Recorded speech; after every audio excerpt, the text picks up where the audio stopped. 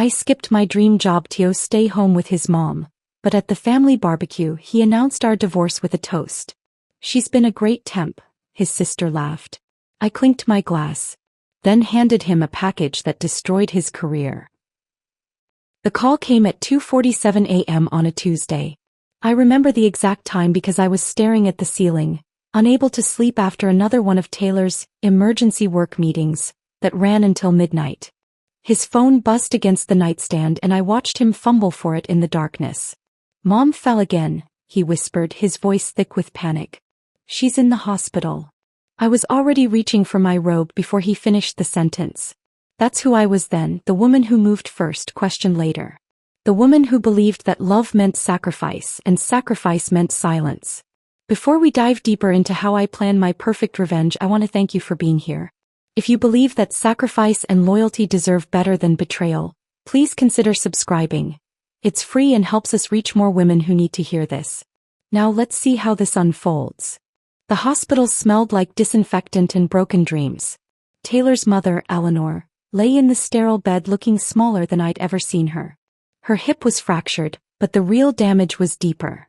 The doctor's gentle explanation about early-stage dementia, about how living alone was no longer safe. "I can't do this," Taylor said, running his hands through his hair as we sat in the waiting room. "The promotion at work, the new project launches. I can't be her caregiver." I reached for his hand, my fingers interlacing with his. "We'll figure it out." "Alex, I can't ask you to." "You're not asking," I interrupted. "I'm offering." The words left my mouth before I could stop them. My architecture firm had just offered me the lead position on their biggest residential project. A sustainable housing development that would have launched my career into the stratosphere. The interview was in 3 days. I'd been preparing for months. But Taylor's eyes were desperate and I'd been raised to believe that family came first. Even when that family wasn't technically mine yet. "Just temporarily," I said, convincing myself as much as him. "Until we find a good care facility or a professional nurse." Temporarily. The word tasted like copper in my mouth now, 3 years later. The first month was manageable. Eleanor was recovering from surgery, and I could work from home on smaller projects while helping with her physical therapy. I made her favorite soup, organized her medications, and drove her to appointments. She called me Taylor's friend most days, but sometimes she'd smile and say, "Thank you, dear." Those small moments of gratitude felt like victories.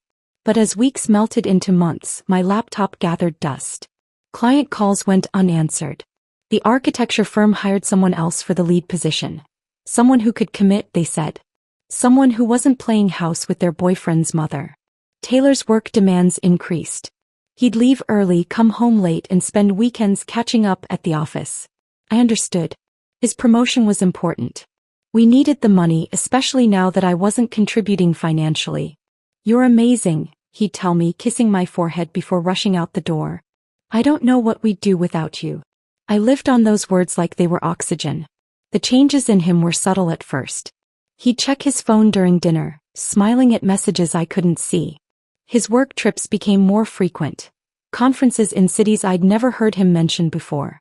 When I asked about them, he'd give vague answers about client meetings and networking opportunities. "You're being paranoid," he said one evening when I mentioned how distant he seemed. "I'm working my butt off for our future. Can't you just support me instead of making everything about you?" The accusation stung because it felt partially true. I was making it about me. About the loneliness that crept in during the long days spent managing Eleanor's care. About the dreams I'd shelved without any clear timeline for when I might dust them off. His family gatherings became exercises in endurance. Taylor's sister, Michelle, would arrive with her perfect manicure and designer handbags, making passive-aggressive comments about how convenient it was that I was available to help. "It's like having a live-in nurse," she'd laugh to Taylor. "Except you don't have to pay her." Eleanor would nod along, sometimes forgetting I was in the room. "Taylor's friend is very helpful," she'd say to Michelle. Though I can't remember her name most days. "It's Alex," I'd say quietly. "Alex, right? She's like a temporary helper." Temporary. That word again. Taylor never corrected them. He'd laugh uncomfortably and change the subject, but he never stood up for me. Never acknowledged that I'd put my entire career on hold.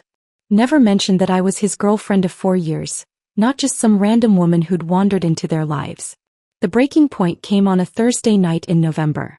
I was folding Taylor's laundry, a task that had somehow become mine along with everything else, when I heard him on the phone in the kitchen. "She's useful for now," his voice carried through the thin walls. "But honestly, I don't know how much longer I can keep this up." I stood frozen, a half-folded shirt in my hands. The fabric felt rough against my suddenly numb fingers. I know," he continued.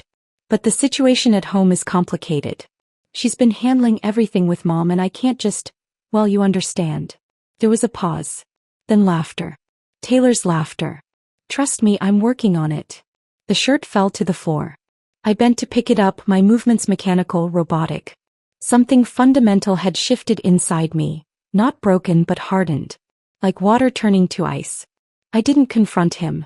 Instead, I finished the laundry in silence, folded it perfectly and put it away. Then I sat at the kitchen table with a notebook and started writing. November 15th. Taylor on phone, unknown caller, 9:47 p.m. "She's useful for now." The ink looked so ordinary on the page.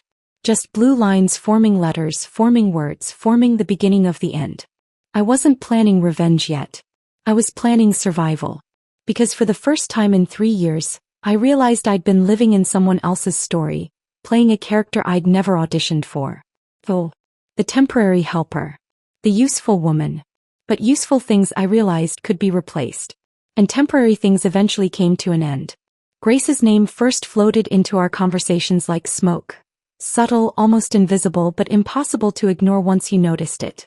Taylor would mention her casually over dinner, his fork pausing midair as he'd say, "Grace thinks we should restructure the quarterly reports," or, "Grace has this incredible strategy for client retention." At first I found it endearing. My boyfriend had found a mentor, someone who believed in his potential. Grace Martinez. I learned her full name from Taylor's enthusiastic recounting of her career trajectory. She'd built her consulting firm from nothing, worked 18-hour days, and commanded respect in rooms full of men who'd tried to diminish her. "She's like a machine," Taylor would say, his eyes lighting up in a way that should have been my first warning. "Her mind works 3 steps ahead of everyone else's." I remember telling him how much I'd love to meet her someday. "She sounds incredible. Maybe we could have dinner." Taylor's smile flickered. "She's super busy. Plus work stuff, you know. It might be weird." Weird. The word hung in the air between us, but I let it slide. I was too busy managing Eleanor's medication schedule and physical therapy appointments to dig deeper into what weird might mean. Grace's influence on Taylor became more pronounced as months passed. He'd quote her philosophy on work-life balance. Ironic, considering I hadn't seen him maintain any balance in months. He'd reference her opinions on everything from investment strategies to vacation destinations. "Grace says couples who travel together grow together," he mentioned one evening while scrolling through his phone. She and her ex used to take these amazing trips before things fell apart. Her ex. Even her failed relationships seemed fascinating to him. The day I decided to surprise Taylor with lunch at his office, I'd spent the morning making his favorite sandwich, turkey and avocado on sourdough with that expensive mustard he loved. Eleanor had been particularly difficult that morning, refusing her medication and insisting she didn't need help getting dressed. By the time I'd gotten her settled with her afternoon soap opera, I needed to see Taylor's smile, needed to feel appreciated for something. The elevator ride to the 15th floor felt longer than usual. I checked my reflection in the polished doors, smoothing down my hair and adjusting the lunch bag. When had I started caring so much about my appearance for a simple lunch delivery? Taylor's office had glass walls, a modern design choice that was supposed to promote transparency and collaboration. The irony wasn't lost on me later. I saw them before they saw me. Taylor sat behind his desk, but his chair was angled toward the woman perched on the edge of his desk. She wore a burgundy blazer that probably cost more than I spent on groceries in a month, her dark hair pulled back in a perfect chignon. Her laugh was musical, genuine, the kind that made you want to be part of whatever joke had caused it. But it wasn't the laughter that stopped me cold. It was Taylor's hand resting over hers on the desk, his thumb tracing small circles on her knuckles. I knocked on the glass door, watching as they both turned. Taylor's hand jerked away from hers like he'd been burned. "Alex." His voice pitched higher than normal. What are you doing here? The woman, Grace obviously, slid gracefully from the desk, extending her hand toward me with practiced professionalism. You must be Alex. I've heard so much about you. Her handshake was firm, confident. Her eyes were the color of dark chocolate, warm and intelligent. She was beautiful in an effortless way that made me acutely aware of my own hastily applied mascara and the small stain on my sweater from Eleanor's breakfast. I brought lunch, I said, holding up the bag like a peace offering. How thoughtful, Grace said, and I couldn't detect any sarcasm in her tone. Taylor's lucky to have someone who takes such good care of him. The phrase felt loaded with meaning I couldn't quite grasp. 2 weeks later, a package arrived at our house. My name was on the label, written in elegant script that belonged to someone who'd learned proper penmanship. Inside, nestled in tissue paper, was a bottle of perfume, Chanel No. 5, the classic. The card was simple: thanks for supporting Taylor's grind. Grace. I held the bottle up to the light, watching the amber liquid catch the afternoon sun streaming through our kitchen window.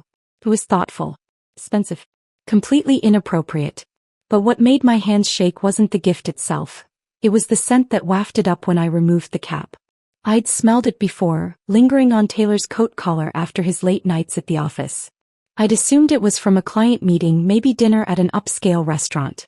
I set the bottle on the counter and stared at it for a long time. Then I put it in the drawer with the other things I was beginning to collect. Receipts, notes, small inconsistencies that meant nothing individually but formed a pattern when viewed together. That night I opened Taylor's laptop while he showered. His password was still the same, my birthday, which felt like both a comfort and a betrayal. His calendar was synced across all his devices, and Grace's name appeared with startling frequency. Coffee meetings, strategy sessions, dinner consultations that ran well past business hours. I took screenshots. Not because I was ready to confront anything, but because I needed proof that I wasn't losing my mind. The Bluetooth logs on his phone told an even more interesting story. Grace's car had been connected to his phone's system 17 times in the past month. Long drives together, apparently. Places I'd never been mentioned when he recounted his workdays. I learned to navigate his digital life like a forensic accountant, following the paper trail of a relationship I wasn't supposed to know existed. Credit card statements showed charges at restaurants I'd never heard of, hotels in cities where he'd supposedly had solo business trips. The private investigator's name was Marcus, and he specialized in what he called domestic intelligence gathering.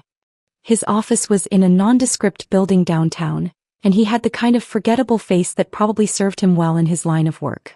I need to know what my boyfriend is doing, I told him, sliding a folder across his desk. These are his patterns, his schedule, his habits. Marcus flipped through my notes with professional interest. You've done impressive groundwork. Most people come to me with just suspicions. I don't deal in suspicions anymore. He quoted me a price that made me wince, but I had money saved from before. Back when I'd had a career, back when I'd planned for a future that included my own financial independence. 3 weeks later, Marcus called. I have what you need.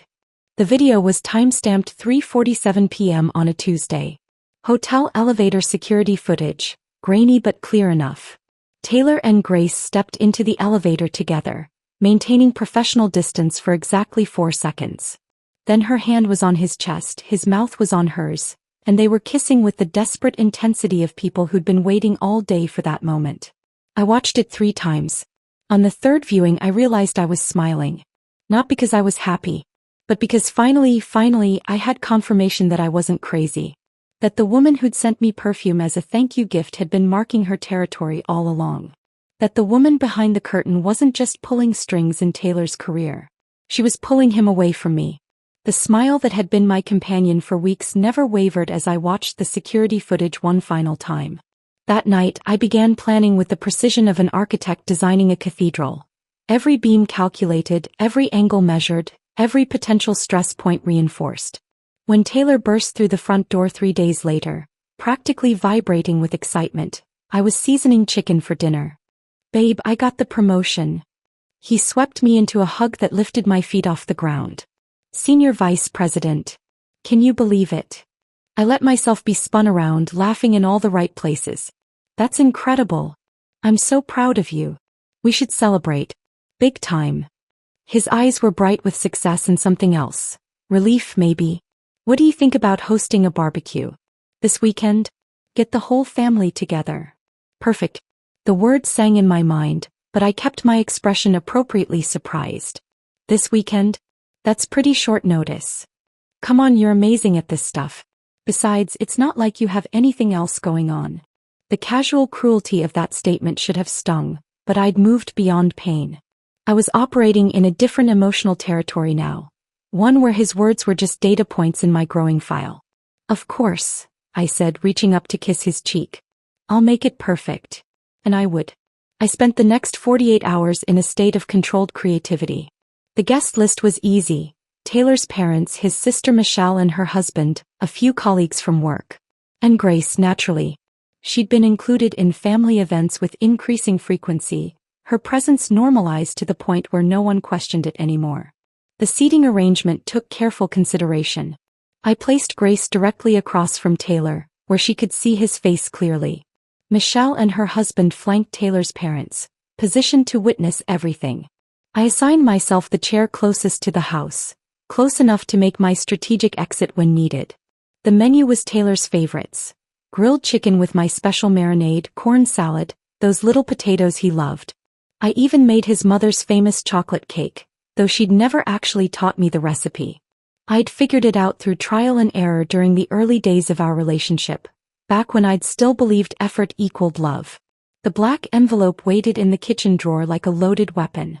I'd assembled its contents with the methodical care of a prosecutor building a case. Marcus had provided everything: photographs, audio recordings, financial documents, location data. But the real treasure was something I'd discovered myself. While reviewing the audio files, I'd caught something Marcus had missed. In the background of one recording, Taylor's voice discussing more than just their affair. He was talking numbers, account transfers, ways to clean up the books before the quarterly audit. Grace's embezzlement wasn't a solo operation.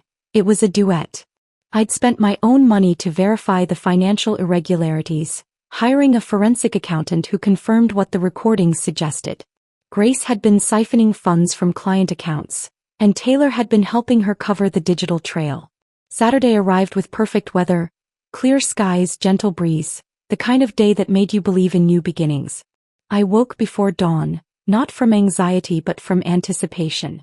Today was the day I reclaimed my narrative. The guests arrived in predictable order.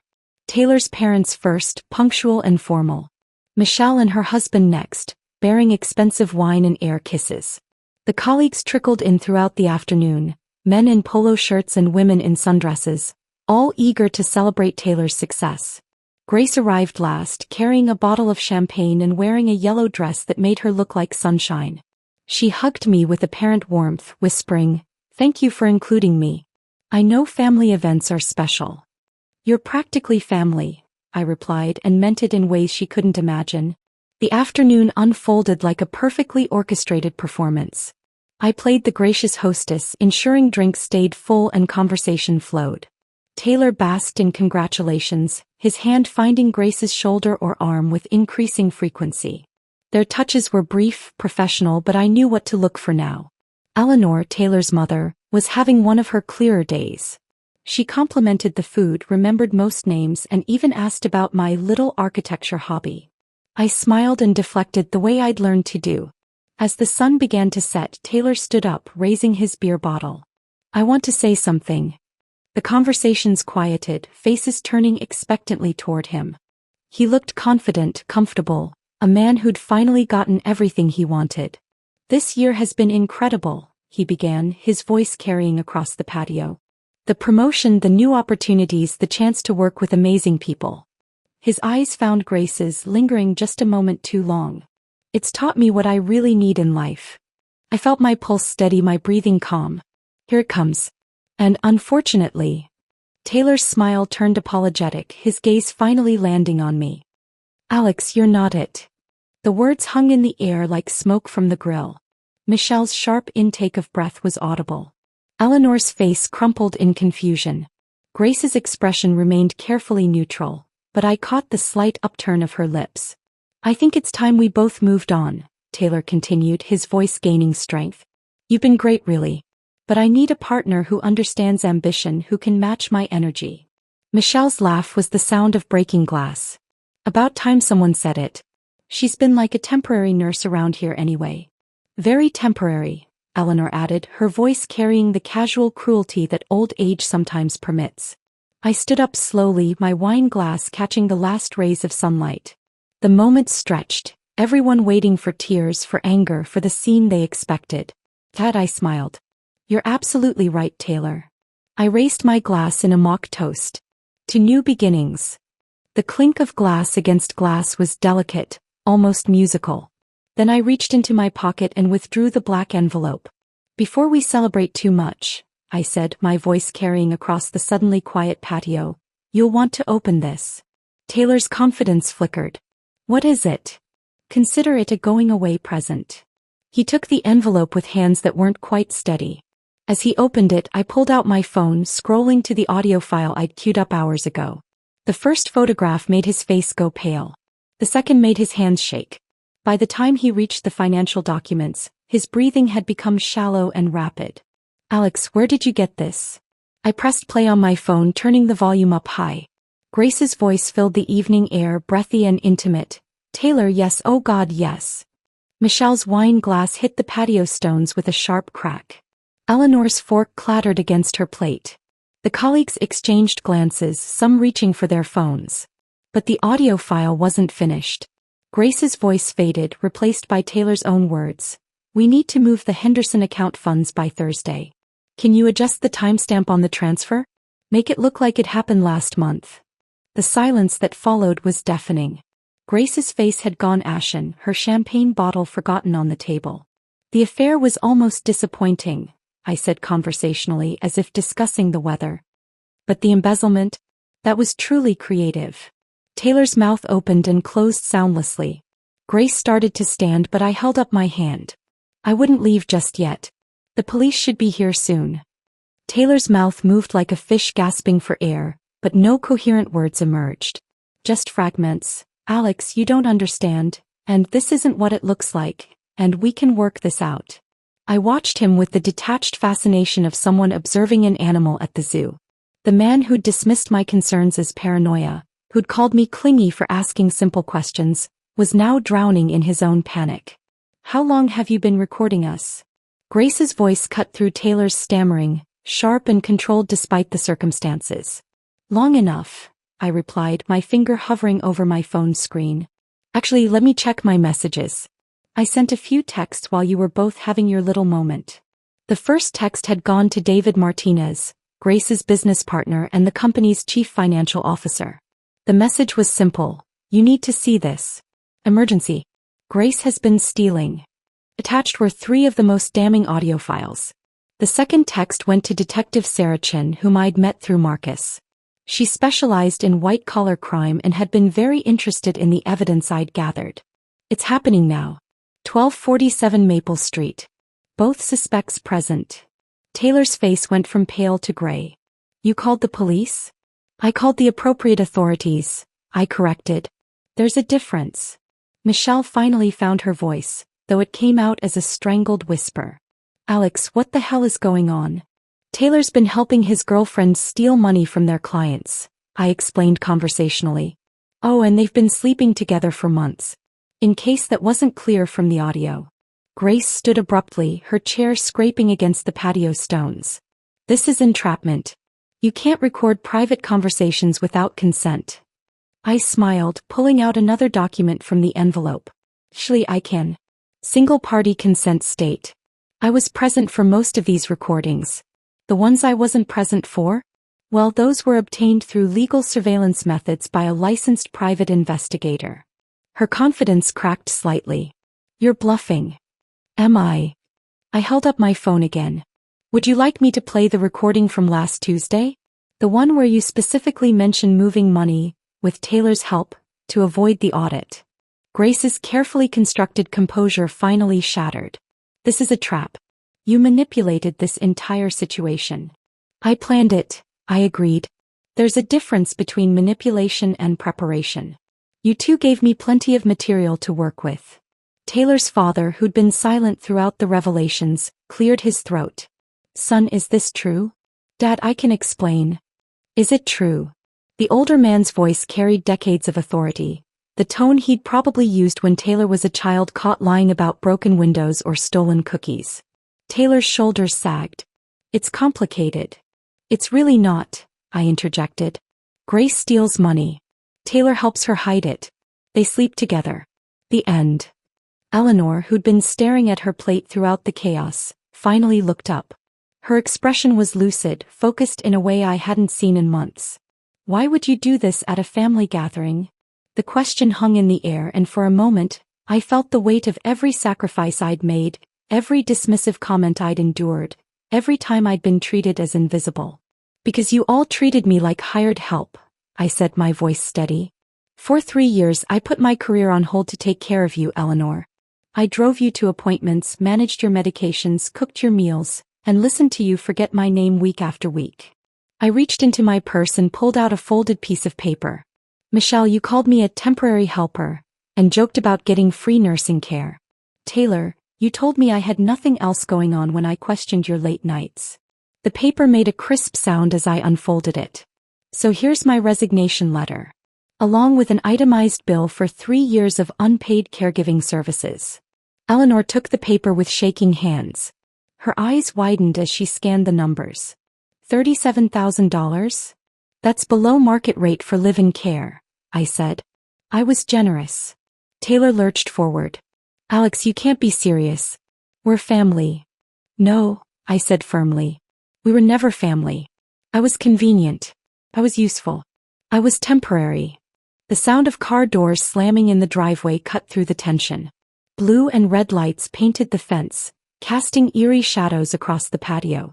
"That would be the cavalry," I said, checking my phone. "Right on time." Grace bolted. She made it 3 steps toward the back gate before her heel caught in the grass, sending her stumbling. She kicked off her shoes and kept running, but the yellow dress made her an easy target against the darkening sky. 2 officers appeared through the side gate, their radios crackling with static. Detective Chin followed behind them, her expression professional but not unsympathetic. "Ms. Rodriguez?" She approached me with measured steps. "We received your information. Are these the individuals in question?" "Taylor Morrison," I said, pointing. "Grace Martinez is the one running toward the back fence." One officer moved to intercept Grace while the other approached Taylor. "Sir, we need to ask you some questions." "This is insane," Taylor protested. "You can't arrest me at my own celebration." "We're not arresting anyone yet," Detective Chin clarified. "We're investigating allegations of financial fraud. You're welcome to cooperate, or you can call a lawyer." Taylor's colleagues had begun a strategic retreat, mumbling excuses about early mornings and babysitters. Michelle and her husband huddled together, whispering urgently. Eleanor still stared at the bill in her hands. The officer at the back fence was escorting Grace back to the patio, her bare feet leaving grass stains on her yellow dress. Her composure had completely evaporated. Her hair had come loose from its perfect style and mascara streaked her cheeks. "I want to call my lawyer," Grace announced. "That's your right," Detective Chin replied. "But we'd like to ask both of you some questions first." As the officers began separating Taylor and Grace for questioning, I found myself oddly detached from the chaos. The panic, the accusations, the desperate attempts to shift blame, it all felt like background noise. I walked back into the house, suddenly aware that I was starving. The kitchen felt peaceful after the turmoil outside. I made myself a plate, chicken, potato salad, a generous helping of the coleslaw I'd spent an hour perfecting. Through the window, I could see Taylor gesticulating wildly at Detective Chin while Grace sat rigidly in a patio chair, her lawyer already on the phone. Eleanor was crying quietly while Michelle tried to comfort her. I took a bite of the chicken. It was perfectly seasoned, tender and juicy.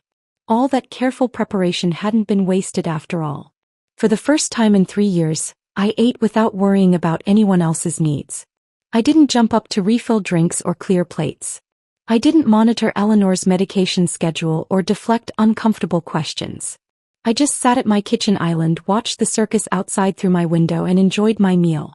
The taste of freedom I discovered was surprisingly satisfying. By morning, my phone had 37 missed calls and over 200 text messages. I turned off all notifications and made myself coffee in the blessed quiet of my kitchen.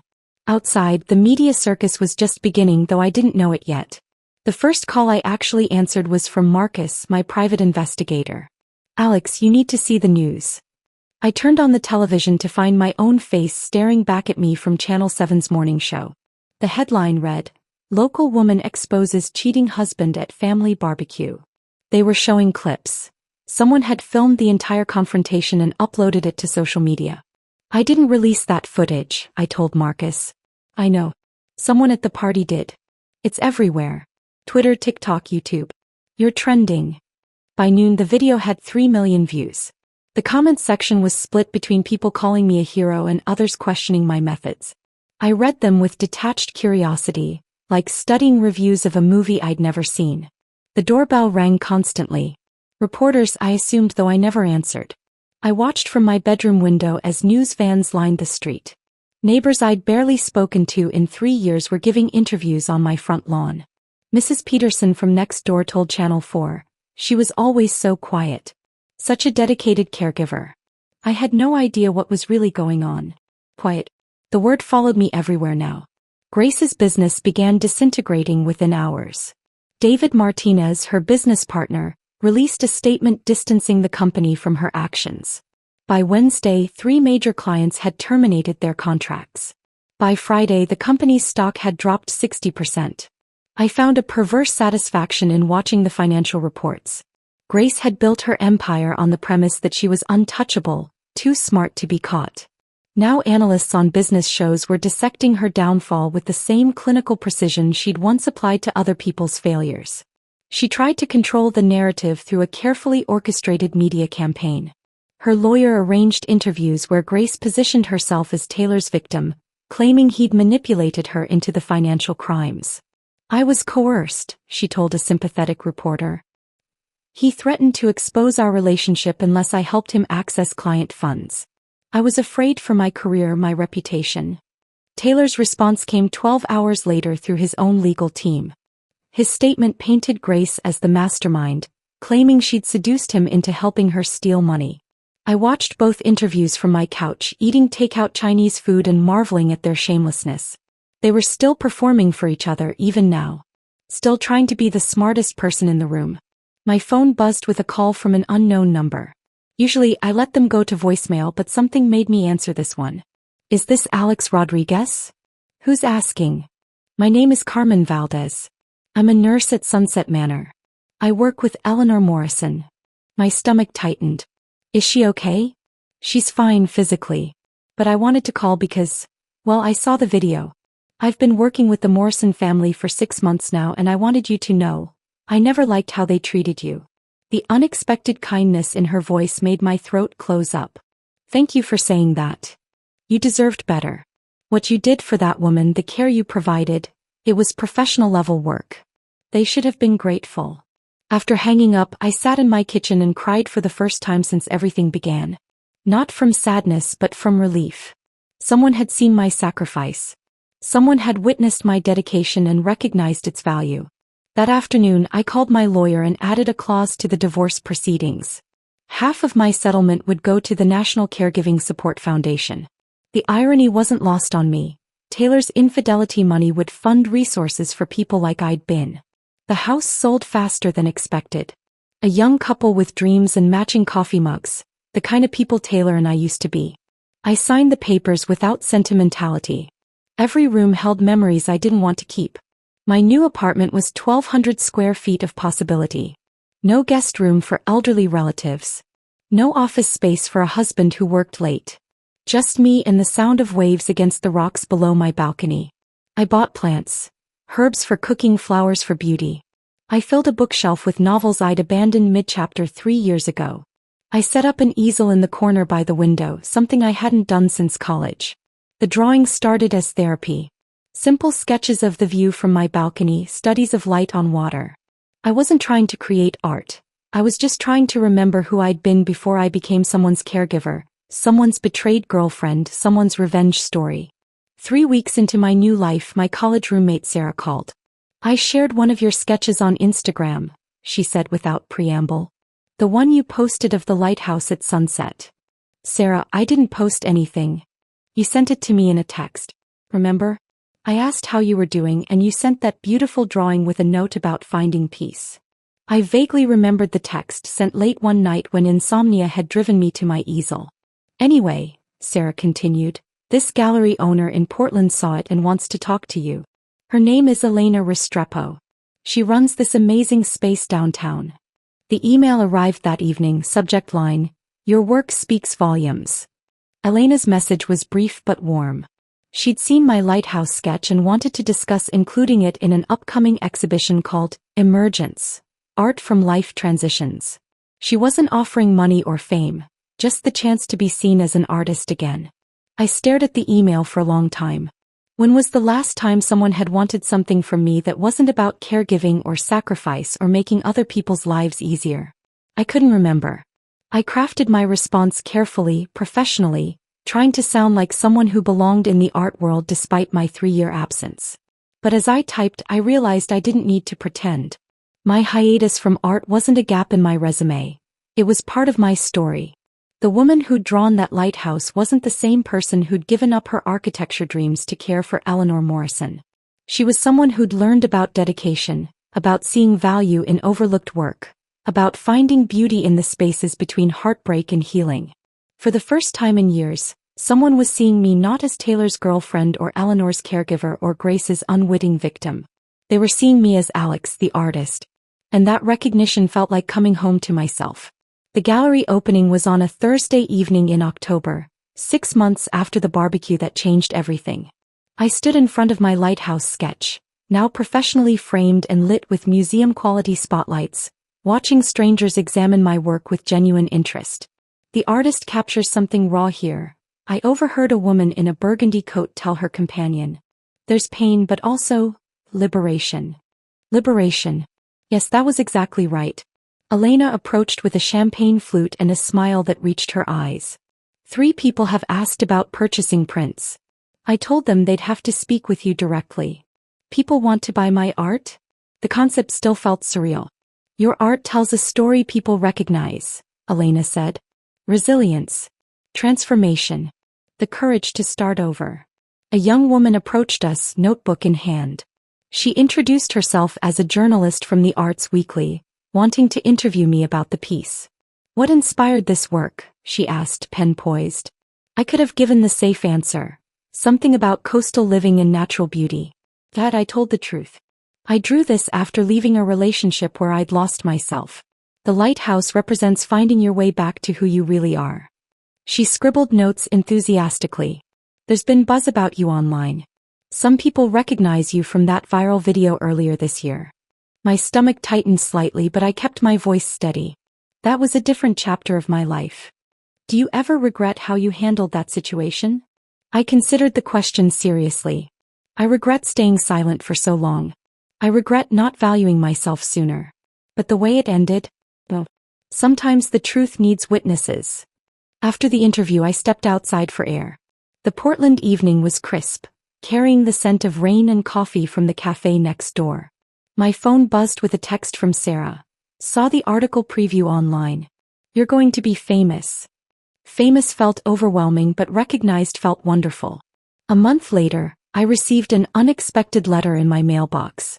The return address made me pause. It was from Michelle, Taylor's sister. I almost threw it away unopened, but curiosity won. The letter was handwritten on expensive stationery. *Alex. I know I have no right to contact you, but I wanted you to know. You were right about everything. We treated you terribly and I'm ashamed of how I acted. Taylor's in therapy now, court-ordered. He asks about you sometimes.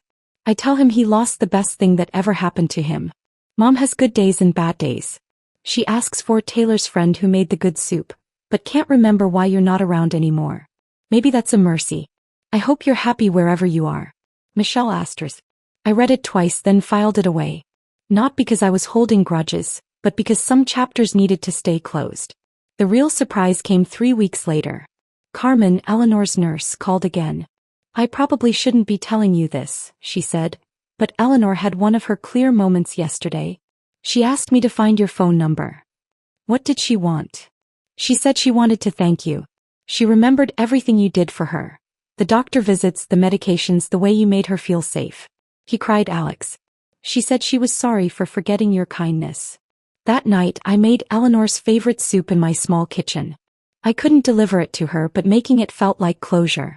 Like forgiveness served warm in a ceramic bowl. My art continued to find audiences. A cafe in Seattle wanted to display my coastal series. A magazine featured my work in an article about artists of resilience. Each recognition felt like reclaiming a piece of myself I'd thought was lost. One evening, while organizing my studio space, I found the black envelope I'd kept as a memento. The one that had contained all the evidence, all the proof of betrayal and fraud. It sat in my desk drawer like a trophy I no longer needed to display. I took it to the balcony and let the ocean wind carry away its contents page by page. The financial documents, the photographs, the transcripts, all of it scattered into the salt air. I kept only one thing, Grace's card that had come with the perfume. Thanks for supporting Taylor's grind. The irony was too perfect to discard. 6 months after the gallery opening, I received an email that made me laugh out loud. A production company wanted to option my story for a television series. Revenge drama meets women's empowerment, the producer wrote. Very trending right now. I declined politely. My story wasn't entertainment. It was transformation. And transformation couldn't be packaged for mass consumption. Instead, I started teaching art classes at the community center. My students were mostly women over 50, many dealing with life transitions of their own. Divorce, empty nests, career changes, deaths of spouses. We painted together twice a week, sharing stories and silence in equal measure. I haven't held a brush in 30 years, said Margaret, a recent widow learning to live alone. It's never too late to start again, I told her and meant it. On the anniversary of the barbecue, I didn't mark the date intentionally. I was too busy living to commemorate past destructions. I was painting a new series, not lighthouses this time but doors. Open doors, closed doors, doors that led to unknown rooms filled with light. That evening my phone rang. Unknown number, but I answered anyway. Alex, this is Detective Chen. My breath caught. Is everything okay? I wanted to update you on the case. Taylor accepted a plea deal, 3 years with the possibility of early release for good behavior. Grace got 5 years, no early release. She was the mastermind after all. Justice felt quieter than I'd expected.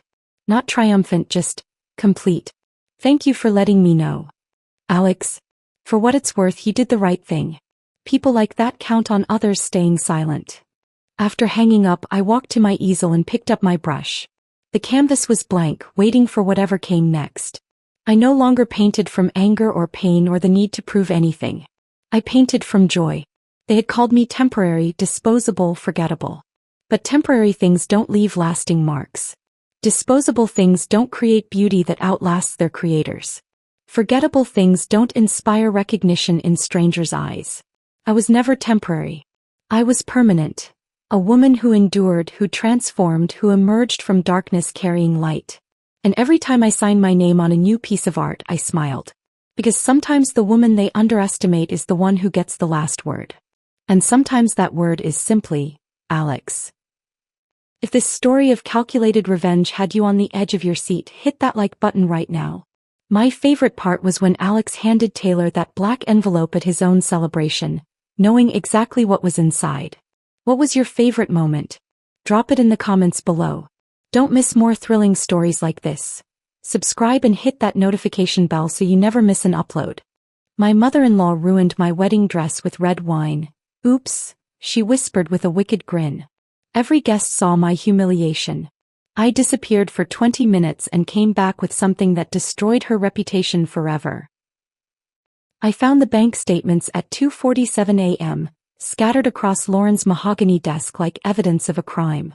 And that's exactly what they were. Sarah's medical fund withdrawal, $5,000. Another page. Withdrawal, $8,000. My hands shook as I flipped through month after month of stolen hope, stolen chances, stolen life. $23,000. Gone. While David's Aunt Sarah lay dying in a hospital bed, believing her family couldn't afford to save her. I'd only come to Lauren's house that night to pick up the centerpieces she'd insisted on fixing for our wedding. I'd used the spare key David gave me, expecting to grab the decorations and leave.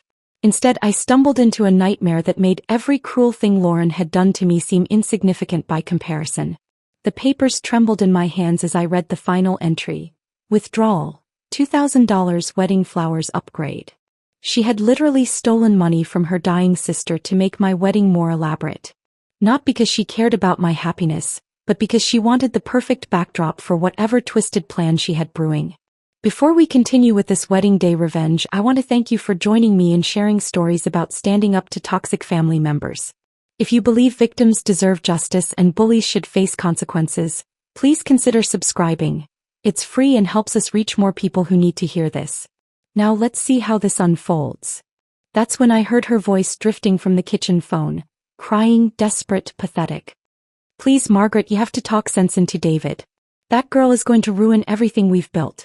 She's nothing but a gold-digging little tramp who trapped my son with her lies. My blood turned to ice as I realized she was talking about me. To David's favorite aunt. Planning something for our wedding day that would finally show everyone what Jessica really is. I pressed myself against the hallway wall, listening to her outline her strategy like a general planning a war. Every word carved itself into my memory, every detail adding to the picture of a woman so consumed with hatred that she'd steal from her own dying sister to fund her revenge. That night everything changed. I stopped being Lauren's victim and started becoming something far more dangerous. A woman with nothing left to lose and everything to prove. But this war had started much earlier, long before I discovered the depths of Lauren's cruelty. It began the night David slipped that engagement ring onto my finger and we decided to share our joy with his family. Romano's restaurant buzzed with the quiet elegance of old money and older secrets. Crystal chandeliers cast warm light over tables where the city's elite discussed business deals over $100 steaks. It should have been perfect. A celebration of love in a place that reflected David's family's status and tradition. Instead, it became the opening battle in a war I didn't even know I was fighting. Lauren's eyes locked onto my ring before I'd even fully extended my hand. She'd been watching, waiting, like a spider in her web of perfectly applied makeup and designer clothes. The smile that spread across her face was beautiful and terrifying, like watching a predator bare its teeth. "How lovely," she purred, reaching for my hand with perfectly manicured nails that felt like claws against my skin. "David, darling, you certainly have unique taste." The pause before unique lasted just long enough for everyone at our table to notice. My parents, who'd been beaming with pride moments before, exchanged worried glances. David's father cleared his throat uncomfortably, recognizing the warning signs of his wife's particular brand of social warfare. But Lauren wasn't done. "Oh no, she was just getting started. I simply must get a closer look," she announced, producing a jeweler's loop from her Hermes purse with the flourish of a magician revealing a dove. "You wouldn't believe how many young men get taken advantage of by unscrupulous dealers these days." The restaurant seemed to quiet around us, other diners sensing drama unfolding at the corner table. I wanted to snatch my hand away, but Lauren's grip was firm, possessive, claiming ownership over even this moment that should have belonged to David and me. Through the loop, she examined my ring with the intensity of a detective studying evidence. The silence stretched until it became unbearable, until even the waiters stopped pretending not to stare. "Well," she finally announced, her voice carrying across half the restaurant, "it's certainly adequate. The clarity is a bit concerning and that inclusion near the pavilion is quite prominent, but I suppose when you're grateful for anything these details matter less." The words hit like physical blows. Adequate. Grateful for anything. In front of my parents, in front of a restaurant full of strangers, she just announced that my engagement ring, and by extension me, was substandard. A consolation prize. Something David had settled for. My mother's face crumpled with confusion and hurt. My father's jaw clenched so tight I could hear his teeth grinding. David started to protest, but Lauren silenced him with a raised hand and that smile that never reached her eyes. Now, darling, I'm just looking out for both of you. Some girls today are so demanding about carrots and settings, but Jessica here is clearly more practical. More grateful. It's actually quite refreshing. Grateful." She kept using that word like a weapon, each repetition cutting deeper than the last. Grateful implied I should be thankful for scraps, happy with leftovers, content with whatever David was willing to give his poor little charity case girlfriend. As conversations resumed around us and the waiter finally approached with our delayed champagne service, I realized this wasn't about a ring at all. This was Lauren's declaration of war. Her opening salvo in a campaign designed to make me understand that I would never be good enough for her son, her family, or their world. But as I sat there, smiling through the humiliation while Lauren continued her performance of the concerned mother-in-law, I made a promise to myself. She wanted a war? She was about to discover that some enemies fight back. And when they do, they fight to win. The gray clouds hanging over Rosewood Manor seemed like an omen as I stared out the bridal suite window at 6:30 a.m. Rain droplets clung to the glass like tears, and I couldn't shake the feeling that Lauren was somewhere in this beautiful venue, plotting my destruction with the same methodical precision she'd used to steal from her dying sister. My phone buzzed against the marble vanity. Kate, my maid of honor, was already in full crisis management mode despite the early hour. The florist just called. Someone changed your bouquet order to include funeral lilies. White ones. They're asking if we're sure about the memorial theme for today. My blood turned cold. Funeral lilies. On my wedding day. Lauren's message was crystal clear. She wanted my marriage to be dead on arrival. Get me the number for Bloom and Blossom, I said, my voice steadier than I felt. Tell them we're switching florists immediately. And Kate? Don't mention this to anyone else. Not yet. As Kate hurried off to fix Lauren's latest sabotage attempt, I caught my reflection in the ornate mirror. My skin was pale, dark circles shadowing my eyes despite the concealer I'd applied. I looked like a woman preparing for battle, not a bride preparing for the happiest day of her life. The irony wasn't lost on me. Lauren had spent months turning my wedding into a war zone, and now I looked the part. My bridesmaids began arriving at 7, their cheerful chatter filling the suite like birdsong after a storm. Sarah, my sister, bounced in with coffee and pastries, followed by my college roommates Emma and Rachel, who immediately started unpacking enough makeup to supply a Broadway production. You look nervous, Emma observed, studying my face with the sharp eye of someone who'd known me for 8 years. Pre-wedding jitters or something else? Before I could answer, Maria, our photographer, knocked softly on the door. Her usually bright smile was replaced by a worried frown that made my stomach clench. Jessica, could I speak with you privately for a moment? I followed her into the hallway, my bare feet silent on the plush carpeting. Maria glanced around nervously before leaning close. I need to tell you something about your mother-in-law. She approached me this morning while I was setting up equipment in the ceremony space. She offered to pay me an extra $1,000 to capture unflattering angles of you during the ceremony and reception. The words hit me like ice water. What exactly did she say? She said she wanted photos that showed your true character, and that the family would appreciate having honest documentation of today. When I refused, she got angry. Really angry. She told me I was being unprofessional and that she'd make sure I never worked another wedding in this city. Maria's hands trembled slightly as she continued. She also tried to get into the photo booth area early, claiming she wanted to organize the props better. But I caught her trying to replace your custom signs with ones that had different messages. Crude ones. I stopped her, but she got hostile and demanding. I closed my eyes, processing this latest attack. Lauren wasn't just planning to humiliate me. She was trying to ensure that humiliation would be permanently documented. She wanted photos that would make me look terrible and photo booth images that would embarrass my family for years to come. Maria, thank you for telling me. And thank you for protecting my day. I won't forget this. As I returned to the bridal suite, my phone rang again. The caterer. My heart sank before I even answered. Miss Jessica? I'm calling about the menu changes your mother-in-law requested this morning. She said the family has specific dietary restrictions we weren't told about, and she's asking us to switch to a completely different meal plan. The problem is, we don't have those ingredients on hand, and it would mean serving your guests something much simpler than what you ordered. I gripped the phone tighter. What specifically did she request? Basic chicken and vegetables. No seasoning beyond salt and pepper. She said the family has sensitive digestive systems and that anything else would be inappropriate for such a traditional celebration. Lauren was trying to turn my elegant wedding reception into a bland, forgettable meal that would leave our guests disappointed and talking about the poor planning for months. Ignore her completely, I said firmly. Serve exactly what we ordered. If she has issues with the food, she doesn't have to eat it. No sooner had I hung up than Marcus, our DJ, knocked on the door. I didn't even need to ask. His apologetic expression told me everything. Let me guess. Lauren. She wants to change your first dance song. Says, Perfect, by Ed Sheeran is too contemporary for such a traditional family, and she's requesting we play something classical instead. She also wants to remove about half your playlist because it's not appropriate for mixed company. Each attempted change felt like another small death, another piece of my dream wedding that Lauren was trying to steal. But something strange was happening.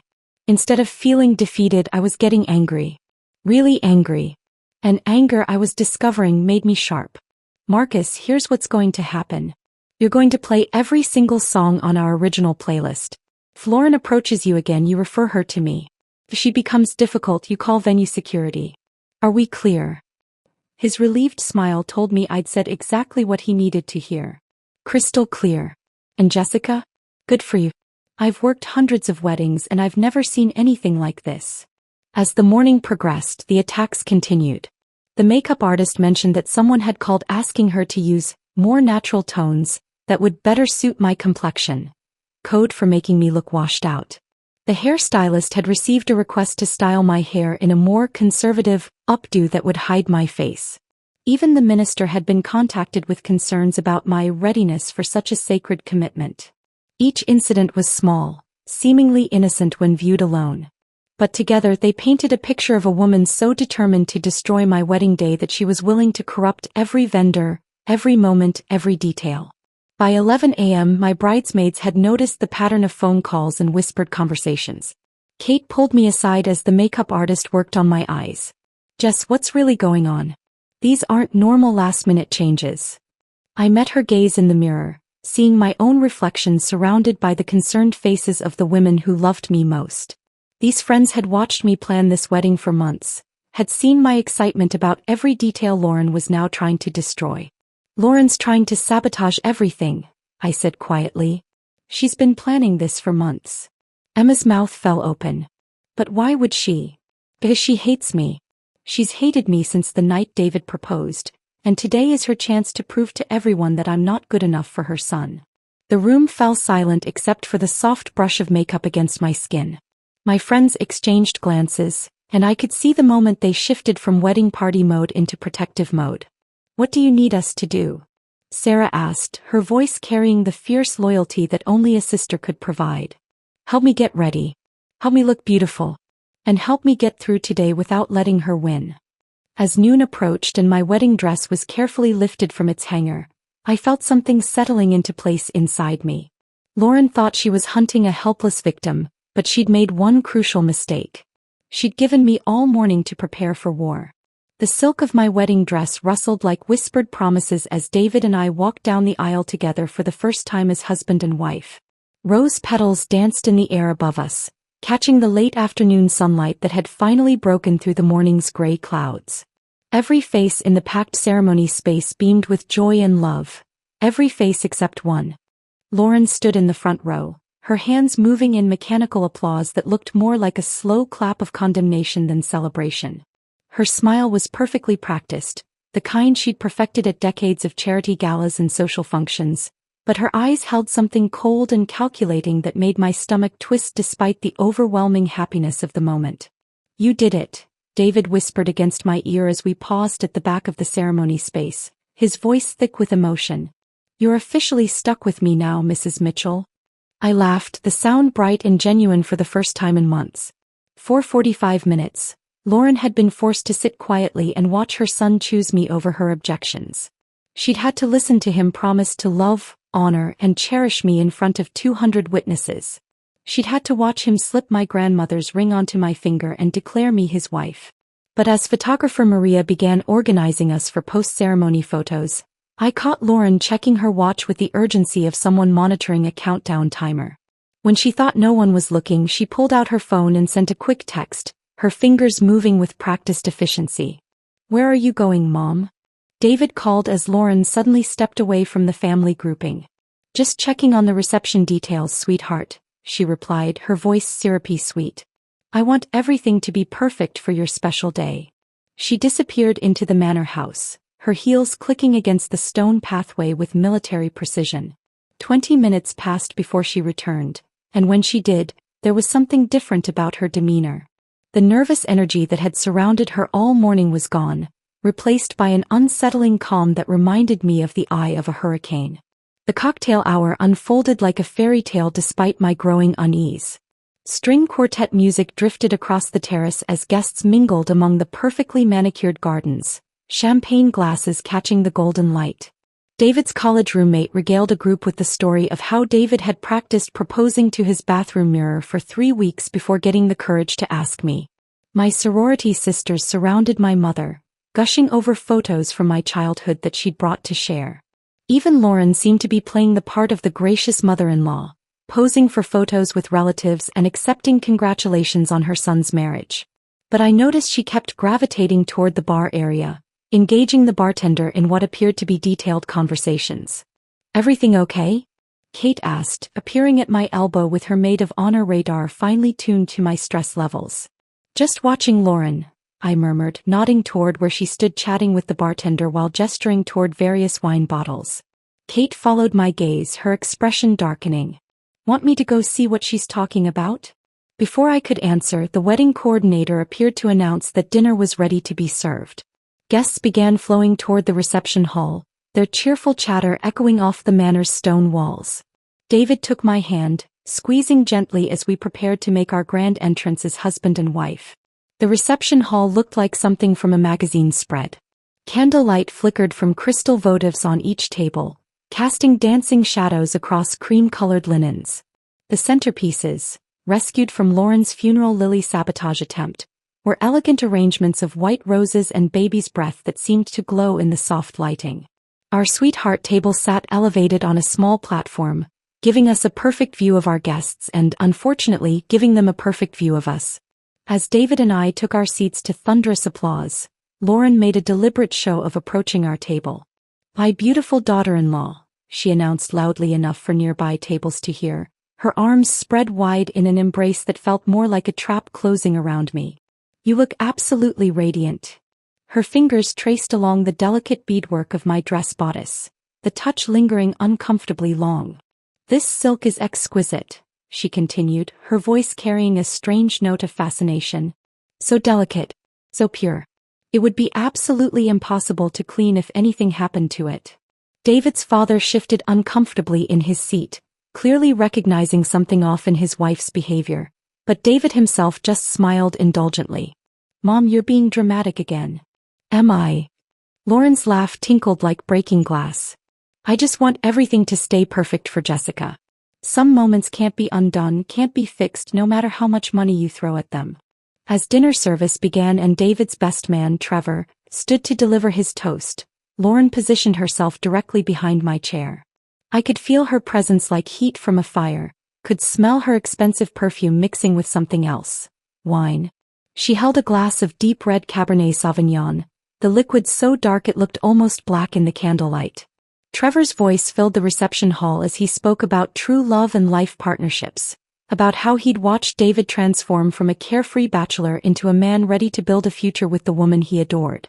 The guests laughed at his funny stories and grew misty-eyed during his more sentimental moments. But I couldn't focus on the words.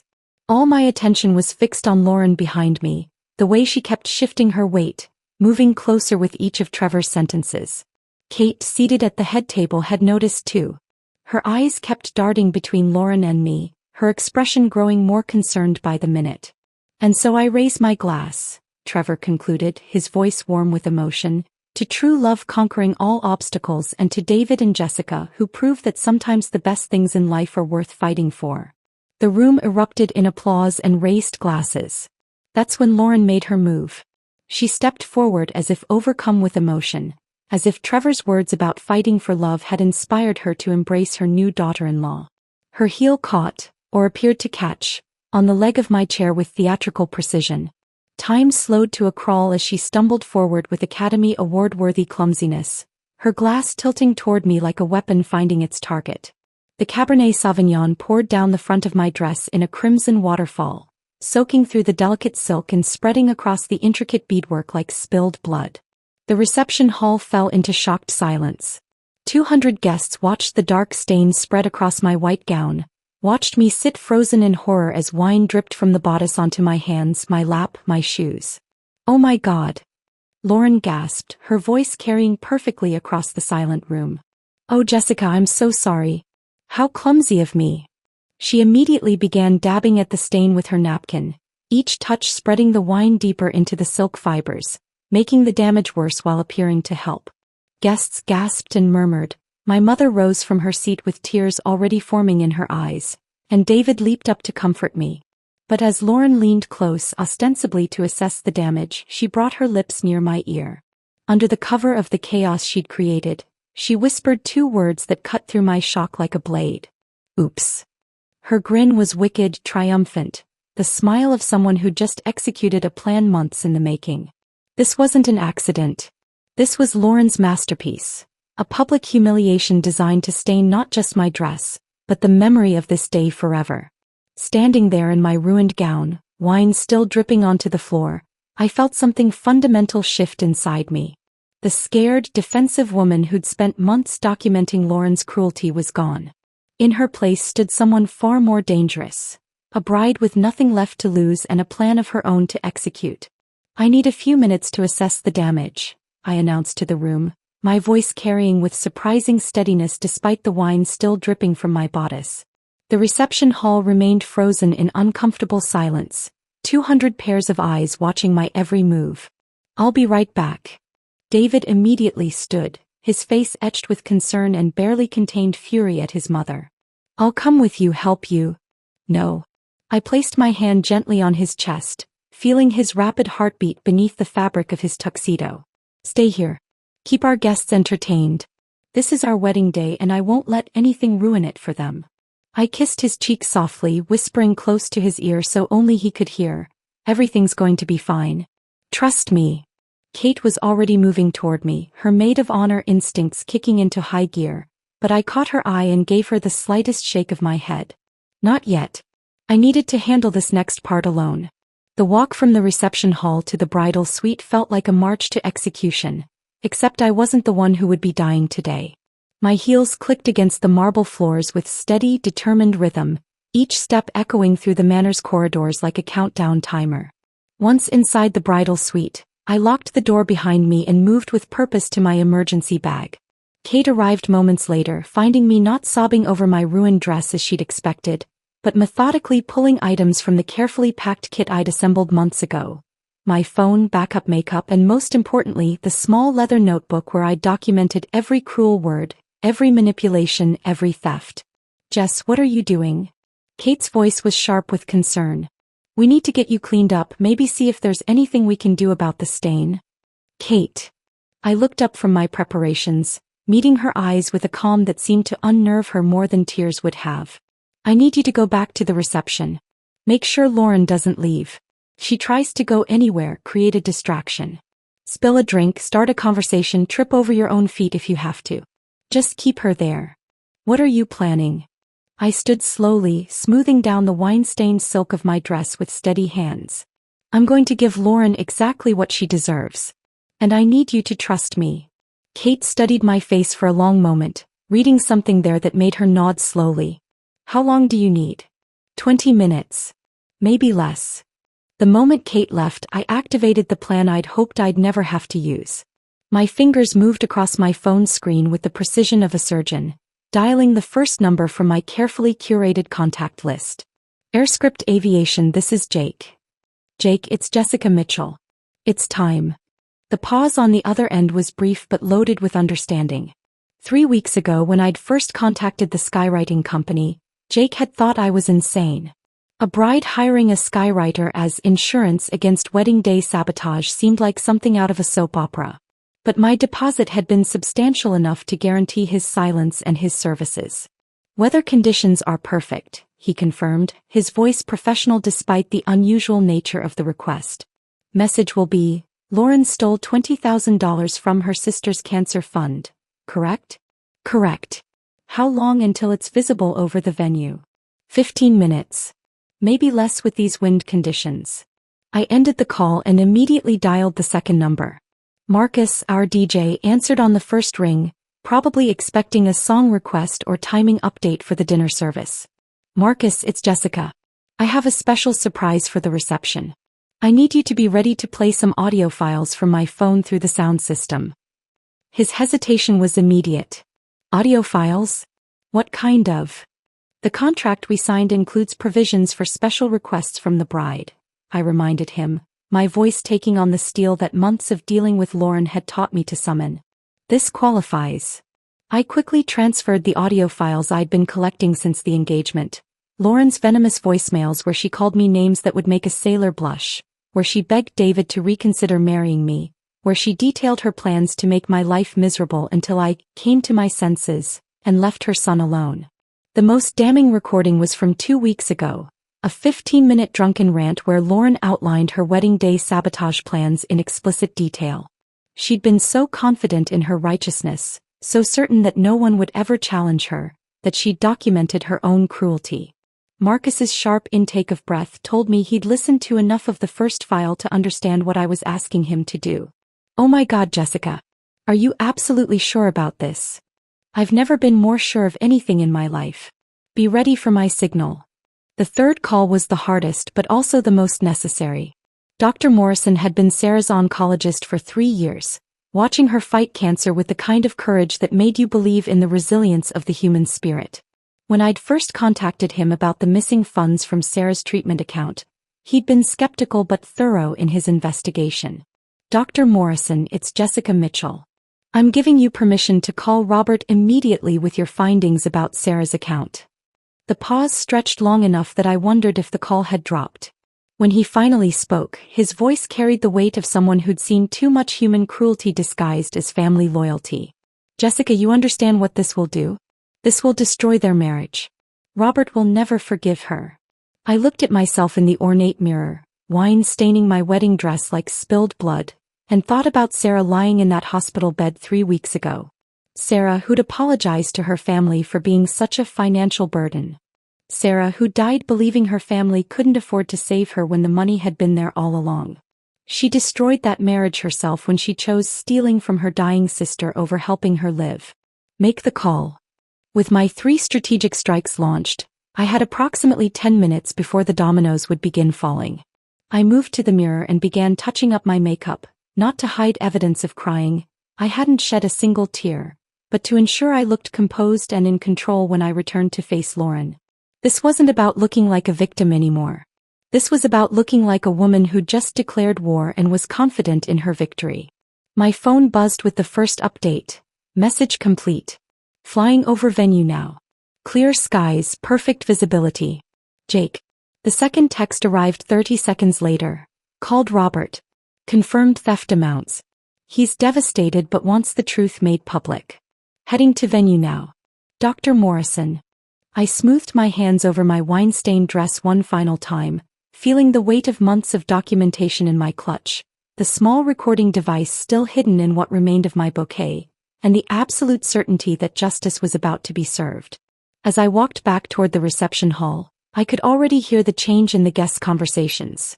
Excited murmurs, people pointing toward windows, the kind of buzz that happens when something unexpected captures everyone's attention. Lauren's oops was about to cost her everything she'd spent 40 years building. And I was ready to watch it all come crashing down. The reception hall buzzed with a different energy as I stepped through the ornate doorway, my wine-stained dress rustling with each deliberate step. Guests who had been seated for dinner were now clustered near the floor-to-ceiling windows, their conversations animated and confused as they pointed toward something in the sky. Is that skywriting? I heard my cousin Amanda ask her husband, shielding her eyes against the late afternoon sun. At a wedding? He replied, squinting upward. That's unusual. The first letters were already taking shape in perfect white smoke against the brilliant blue sky that had finally emerged from the morning's gray clouds. Lauren. The script was elegant, professional, impossible to miss from our elevated position at Rosewood Manor. I moved through the crowd with calm purpose, noting how conversations began shifting from confused curiosity to focused attention. More guests noticed the aerial display, nudging their tablemates and pointing skyward. The catering staff paused in their dinner service, servers holding plates of the perfectly prepared meal Lauren had tried to sabotage that morning. Lauren herself remained blissfully unaware of the developing situation. She stood near the bar area, holding court with David's elderly aunts and some family friends, probably regaling them with her version of the tragic accident with my dress. Her posture radiated satisfaction, shoulders back, chin lifted, the bearing of a woman who believed she just scored a decisive victory in a war her opponent didn't even know they were fighting. But as the next word began forming in the sky, phew, the tenor of the room changed dramatically. Conversations died to whispers, then to complete silence as guests realized they were witnessing something unprecedented. Lauren's laugh cut through the quiet, too loud and too bright as she continued her performance for the relatives surrounding her. "Oh, you should have seen poor Jessica's face when I accidentally bumped into her," she was saying, her voice carrying across the now silent room. "Sometimes these little accidents teach us important lessons about." Her words died in her throat as she followed the horrified gazes of her audience toward the windows. The color drained from her perfectly made-up face as she saw $20,000, appearing in bold white letters across the sky. Her mouth opened and closed wordlessly like a fish gasping for air. "What is that?" David's great-aunt Eleanor asked, her voice shaky with confusion. "What does it say about Lauren?" By the time from her sisters began forming, Lauren was frantically scanning the room, her eyes wild with panic as she searched for whoever could be responsible for this public exposure. When her gaze found me standing calmly near the head table, still wearing my stained dress like armor, something desperate and dangerous flickered across her features. I caught Marcus's eye across the room and gave him the subtle nod we'd arranged. He was positioned behind his DJ booth, his face pale but determined as he understood what I was asking him to do. His hands moved over his equipment with professional precision as he smoothly transitioned from the soft background dinner music to his microphone. "Ladies and gentlemen," Marcus announced, his voice carrying clearly through the professional sound system, "the bride has a special message to share with everyone." The reception hall fell into absolute silence. 200 guests turned their attention from the sky to the speakers, expecting perhaps a thank you speech or an update about my dress situation. Instead, Lauren's own voice filled the room with crystal clarity, every word distinct and damning. "Jessica, you manipulative little gold digger, I know exactly what you're after. My son deserves better than some nobody who thinks she can waltz into our family and take what isn't hers." The collective gasp that rippled through the crowd was audible. Guests looked between the speakers and Lauren, their faces registering shock, confusion, and growing understanding.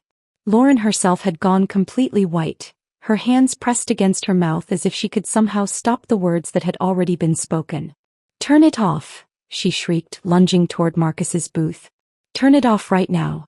Those are private conversations." But Marcus had positioned himself strategically, and several of David's groomsmen stepped subtly into Lauren's path, preventing her from reaching the equipment. The second voicemail began playing, Lauren's recorded voice detailing her elaborate plans to make Jessica so miserable she'll leave David before their first anniversary. David stood frozen beside our sweetheart table, his face cycling through emotions I'd never seen before: confusion, horror, recognition, and finally, devastating understanding. This was his mother's voice, his mother's words, his mother's months-long campaign of psychological warfare against the woman he loved. The third recording was the most damning, Lauren's drunken confession from 2 weeks ago, her voice slurred but her intentions crystal clear as she described her surveillance of me, her study of my weaknesses, her determination to expose what she called my fortune-hunting nature. The vulgar names she called me echoed through the reception hall, each word hitting the stunned audience like a physical blow. "I've been watching her, studying her weaknesses. She thinks she's so perfect, but I'll show everyone what she really is. A fortune-hunting tramp who trapped my son with fake pregnancy scares and emotional manipulation." Elderly relatives covered their mouths in shock. Some of the younger guests pulled out their phones, probably recording this unprecedented family meltdown. My mother sat at her table with tears streaming down her face, finally understanding the months of subtle cruelty I'd endured in silence. But it was the final recording that broke the room completely. Lauren's voice, casual and callous, discussing her theft from Sarah's medical fund with the detachment of someone balancing a checkbook. I've been borrowing money from Sarah's medical fund. She's going to die anyway and funerals are expensive. She'll never know the difference and it's not like that experimental treatment would actually work. The silence that followed was deafening. Outside, the skywriting message was now complete. Lauren stole $20,000 from her sister's cancer fund. Inside, 200 wedding guests had just heard Lauren admit to stealing money from her dying sister. Money that could have saved Sarah's life. The pieces clicked together for everyone simultaneously. Sarah, David's beloved aunt who had died just 3 weeks ago, had spent her final days apologizing to the family for being such a financial burden. She died believing they couldn't afford to help her, when Lauren had stolen her lifeline to fund wedding decorations and personal shopping sprees. Several guests began crying openly. Others stared at Lauren with expressions of pure revulsion. David's grandfather, a World War II veteran who rarely showed emotion, had tears streaming down his weathered cheeks as he processed the betrayal of his granddaughter. Lauren finally found her voice, launching into a desperate attempt at damage control that only made everything worse. "Those recordings are fake," she screamed, her composed mask completely shattered. "Jessica manipulated them somehow. She's been planning this revenge because she knew I saw through her act." But her protest sounded hollow and desperate against the evidence of her own voice. She tried approaching different groups of guests, her hands gesturing wildly as she insisted there was another explanation for everything, that she could clarify the misunderstanding, if people would just listen to her side. No one would meet her eyes. The skywriting message remained clearly visible overhead, and her own recorded words had condemned her more thoroughly than any accusation I could have made. As she became more frantic, more desperate, her decades-long performance of respectability completely crumbled. The room watched in horrified fascination as the real Lauren emerged, manipulative, cruel, and desperate enough to steal from her own dying sister. And through it all, I stood quietly in my wine-stained dress, watching justice unfold with the satisfaction of a woman who had finally stopped being a victim. The ringing of Robert's phone cut through the shocked murmurs like a church bell tolling for the dead. Lauren's husband of 40 years stood near the head table, his weathered hand trembling as he looked at the caller ID displaying Dr. Morrison in bold letters. The entire reception hall seemed to hold its breath as Robert answered the call, his voice barely audible over the ambient sounds of clinking glasses and hushed conversations. But in the unnatural quiet that had settled over our wedding reception, every word carried with devastating clarity. "Dr. Morrison? Yes, this is Robert." His face, already pale from the skywriting revelation and audio recordings, went completely gray. "Are you certain about the amounts?" Lauren, who had been frantically trying to convince David's cousins that the recordings were somehow fabricated, froze mid-sentence. Her head snapped toward her husband with the sharp attention of a predator sensing danger. 3 weeks ago? Robert's voice cracked slightly. She needed how much more for the treatment? The pause that followed lasted an eternity. Guests shifted uncomfortably in their seats, sensing they were witnessing something far more devastating than a family disagreement. This was the complete unraveling of a life built on lies. "I see. Thank you for calling, Doctor. Yes, I understand the legal implications." When Robert ended the call, the silence was so complete I could hear my own heartbeat thundering in my ears. He stood there for a moment, phone still pressed to his ear, as if holding on to those final seconds before his world changed forever. "Lauren." His voice cut through the stillness like a blade finding its target. She turned toward him, her face a mask of desperate hope and barely contained panic. "Robert, darling, whatever that doctor told you, there's an explanation. Dr. Morrison just confirmed it." Robert's words fell like stones into still water, each one sending ripples of shock through the assembled guests. "You stole $23,000 from Sarah's treatment fund. She died 3 weeks ago because she couldn't afford the experimental therapy that might have saved her life." The collective gasp from 200 wedding guests was audible, a sound of pure horror as the full scope of Lauren's betrayal became clear. This wasn't just theft. This was murder by neglect, the willful destruction of hope for the most vulnerable member of their family. Robert began walking toward Lauren with the measured pace of a man approaching his own execution. Each step seemed to age him a decade, 40 years of marriage crumbling beneath his feet like autumn leaves. Sarah called me 2 days before she died, he said, his voice carrying across the reception hall with the weight of absolute devastation. She apologized for being such a financial burden on the family. She said she understood why we couldn't help with the experimental treatment.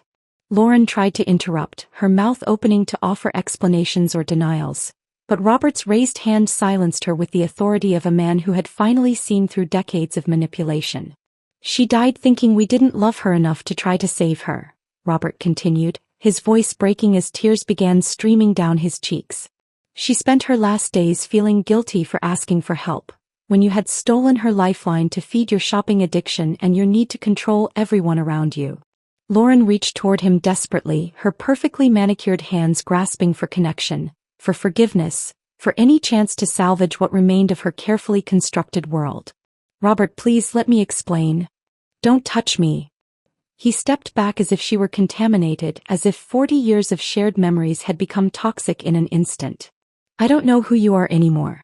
I don't think I ever did. The guests watched in horrified fascination as a marriage that had survived 4 decades, raised children, weathered countless storms, died in real time before their eyes. This wasn't just divorce. This was the complete annihilation of everything Robert thought he knew about the woman he'd shared his life with. What happened next burned itself into my memory with the clarity of a photograph. Robert, this dignified man who had loved Lauren through everything, looked down at his wedding ring, the simple gold band that had circled his finger for 40 years. And then his gaze moved to the elaborate chocolate fountain that Lauren had insisted we include in our reception. You wanted everything to be perfect and expensive, he said quietly, his voice carrying a finality that made even the catering staff stop their cleanup to listen. So here's your perfect ending. With deliberate ceremony, Robert pulled the gold band from his finger and held it up for everyone to see. The ring caught the light from the crystal chandeliers, gleaming one last time before its destruction. The chocolate fountain continued its elegant cascade, 3 tiers of flowing dark chocolate that had been the centerpiece of Lauren's vision for our reception. Robert drew back his arm and hurled the ring directly into the flowing chocolate with the force of a man casting off 40 years of lies. The splash sent dark chocolate spraying across the pristine white tablecloth, droplets spattering onto nearby guests who didn't even attempt to move away from the spectacle. The ring disappeared into the swirling pool of chocolate, lost forever in the sweet confection that had cost more than some people's monthly rent. The symbolism was perfect and terrible. Their marriage, like the ring, was now irretrievably lost in the mess Lauren had created. As her husband walked away without looking back, Lauren's composure finally shattered completely. She lunged toward the chocolate fountain like a woman possessed, her designer mother-of-the-groom dress trailing behind her as she fell to her knees beside the elaborate display. Robert, please. I can explain everything. The money was just borrowed. I was going to pay it back. Her voice rose to a shriek as she plunged her hands into the flowing chocolate, frantically searching for the ring as if retrieving it could somehow undo the devastation of the last hour. But her protests fell on ears that had heard enough lies for one lifetime. Guests began filing out of the reception, many of them crying. For Sarah, for Robert, for the family that had just been destroyed by one woman's greed and cruelty. Lauren's perfectly styled hair fell around her face as chocolate stained her expensive dress, her manicured nails scraping against the fountain's base in desperate search of redemption that would never come. The woman who had tried to humiliate me with a wine stain was now publicly degrading herself in ways I never could have orchestrated. David stood beside me, his arm around my waist, whispering apologies and promises that we would get through this together. But as I watched Lauren's complete breakdown, I felt no satisfaction in her suffering, only a profound sense of justice finally being served. As David's uncle finally escorted Lauren from the venue, her chocolate-stained dress and wild hair making her look like a madwoman, she turned back to scream one final accusation. This is all Jessica's fault. She orchestrated this whole disaster because she knew I saw through her act. But no one was listening anymore. The truth had been revealed, justice had been served, and Lauren's reign of terror was finally over. Standing there in my wine-stained wedding dress, surrounded by the people who truly loved us, I realized that Lauren's attempt to destroy my perfect day had instead given me something far more valuable, the perfect revenge served with devastating precision. If this story of wedding day revenge had you on the edge of your seat, hit that like button right now. My favorite part was when Robert threw his wedding ring into the chocolate fountain, ending 40 years of marriage in one devastating moment. What was your favorite moment? Drop it in the comments below. Don't miss more thrilling stories like this. Subscribe and hit that notification bell so you never miss an upload. My stepmother threw my inheritance papers into the fire. Dead mother can't give gifts, she laughed. My father said nothing. I didn't react. I just reached into my bag and set a thin, black envelope on the table. The photograph slipped from my trembling fingers, landing face down on the dusty floor behind the old cupboard. I'd been searching for my mother's jewelry box, the one Nicole claimed didn't exist, when I discovered this hidden treasure. My heart hammered against my ribs as I turned it over, revealing my mother's elegant handwriting. For my Amelia, when truth feels stolen. The words made no sense. Truth feels stolen? What did she mean? But something about those carefully penned letters sent a chill down my spine, as if Mom had reached beyond the grave to whisper a warning in my ear. Before we continue, I want to thank you for joining me in sharing these stories of resilience and justice. If you believe that young women deserve protection from those who would silence them, please consider subscribing. It's free and helps us reach others who need to hear this. Now let's see how this unfolds. 6 months had passed since the funeral. 6 months since Ryan had stood at her graveside, tears streaming down his face, promising to honor her memory forever. 6 months since Nicole had appeared at our doorstep with her designer luggage and predatory smile, claiming she was there to help us through this difficult transition. Help. What a twisted joke. I clutched the photograph to my chest, studying my mother's radiant face. She'd been so alive in this picture, her eyes sparkling with secrets I'd never gotten the chance to learn. Now in her place stood a woman who treated our home like a conquest and me like an obstacle to be removed. The sound of Nicole's stilettos clicking across the hardwood floors made my stomach clench. I quickly slipped the photograph into my pocket, my fingers lingering on the smooth edges. Whatever Mom had meant by those words, I'd figure it out later. Amelia. Nicole's voice cut through the house like broken glass. Your father wants to see you in the living room. Now. Your father. Not Dad or Ryan. She'd stripped away even that small intimacy, reducing our relationship to clinical terms. I emerged from behind the cupboard, brushing dust from my clothes, and found Nicole standing in the doorway with her arms crossed. Her perfectly manicured nails drummed against her silk blouse, a nervous habit she'd developed whenever she was about to deliver bad news. We need to discuss your living arrangements, she said, her voice dripping with false sweetness. This house needs better organization. Better organization. Code 4. Your presence is inconvenient. I walked past her without responding, my shoulder barely brushing hers. The living room had been transformed beyond recognition. Mom's antique furniture had vanished, replaced by Nicole's sterile modern pieces. The family portraits that once lined the mantelpiece were gone, erased as if we'd never existed. In their place sat Nicole's collection of crystal figurines, cold, lifeless objects that caught the light but reflected nothing meaningful. Ryan sat hunched on the leather sofa, avoiding my gaze. This man who'd once carried me on his shoulders, who'd taught me to ride a bike and helped with homework, now looked like a stranger. His shoulders sagged under invisible weight, and deep lines had carved themselves around his eyes. When had he become so diminished? Sit down, sweetheart, he said softly, patting the cushion beside him. But Nicole was quicker. She positioned herself between us, her hand resting possessively on Ryan's shoulder. Actually, Ryan, I think Amelia should stand. This won't take long. The dismissal hit like a slap. I remained standing, my chin lifted in defiance, while Nicole launched into her prepared speech about making space for healing and creating a fresh start. Translation. My bedroom was being converted into her personal office. Where exactly am I supposed to sleep? I asked, my voice steady despite the rage building in my chest. The guest room has a perfectly good bed, Nicole replied, waving her hand as if my question was trivial. Besides, you'll be going to college soon. It's time you learned to be more flexible. Flexible. As if I were the one being unreasonable. Ryan finally looked up, his eyes meeting mine for a brief moment. I searched his face for any sign of the man who'd once been my hero, who'd promised Mom he'd always protect me. But all I saw was weakness and guilt, emotions he was too cowardly to address. "It's just temporary," he mumbled, the words barely audible. "Everything's temporary, Ryan," Nicole said with a laugh that sounded like breaking glass. "That's what makes life exciting." That night, as I packed my belongings into boxes, I discovered more evidence of Nicole's systematic erasure. My mother's favorite cookbook had disappeared from the kitchen. The throw pillows she'd sewn by hand were gone from the family room.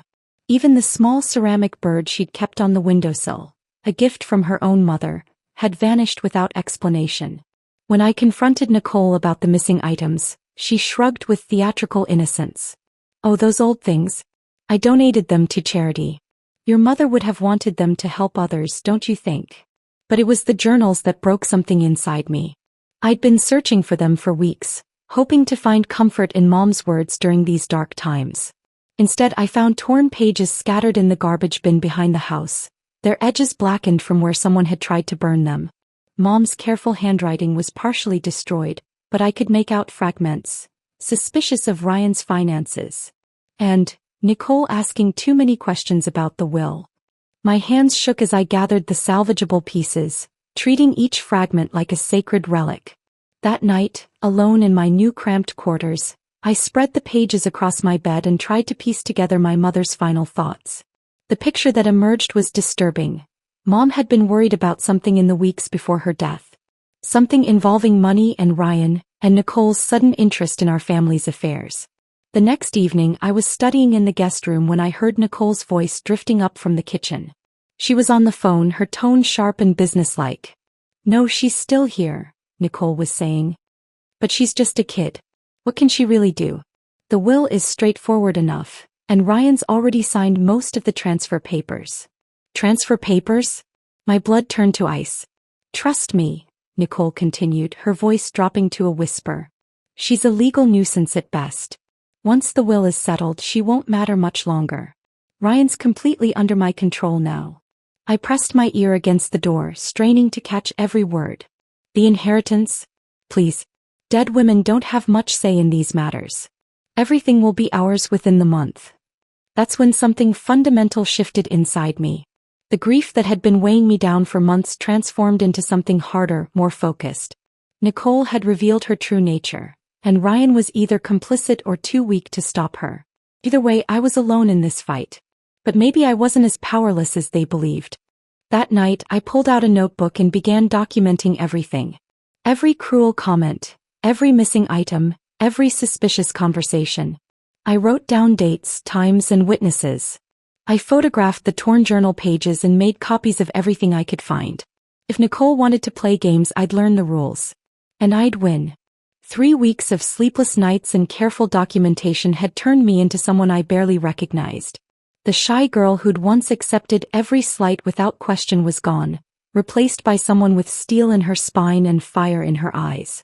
I needed answers, and I knew exactly where to find them. The law offices of Dalton and Associates sat in a brick building downtown, its windows grimy with age and neglect. I'd been here once before years ago, when Mom had insisted I accompany her for what she'd called important business.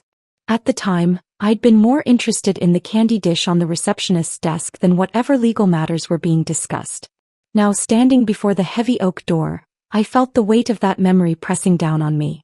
The receptionist, a woman with kind eyes and silver hair, looked up from her typewriter. "Can I help you, dear? I'm Amelia Morrison.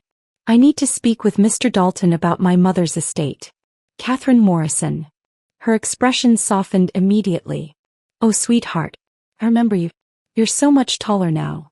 She pressed a button on her desk. "Mr. Dalton? Catherine Morrison's daughter is here to see you." The door to the inner office creaked open, revealing a man who seemed to have aged decades since I'd last seen him. Mr. Dalton's white hair had thinned considerably, and he walked with a pronounced limp, leaning heavily on a carved wooden cane. But his eyes, sharp and intelligent, remained exactly as I remembered. "Amelia," he said, his voice carrying a warmth that made my throat tighten. "I've been expecting you." "Expecting me?" He gestured toward a leather chair across from his desk. "Your mother was very specific about timing. She said you'd come when you were ready to hear the truth." My heart began to race. What truth?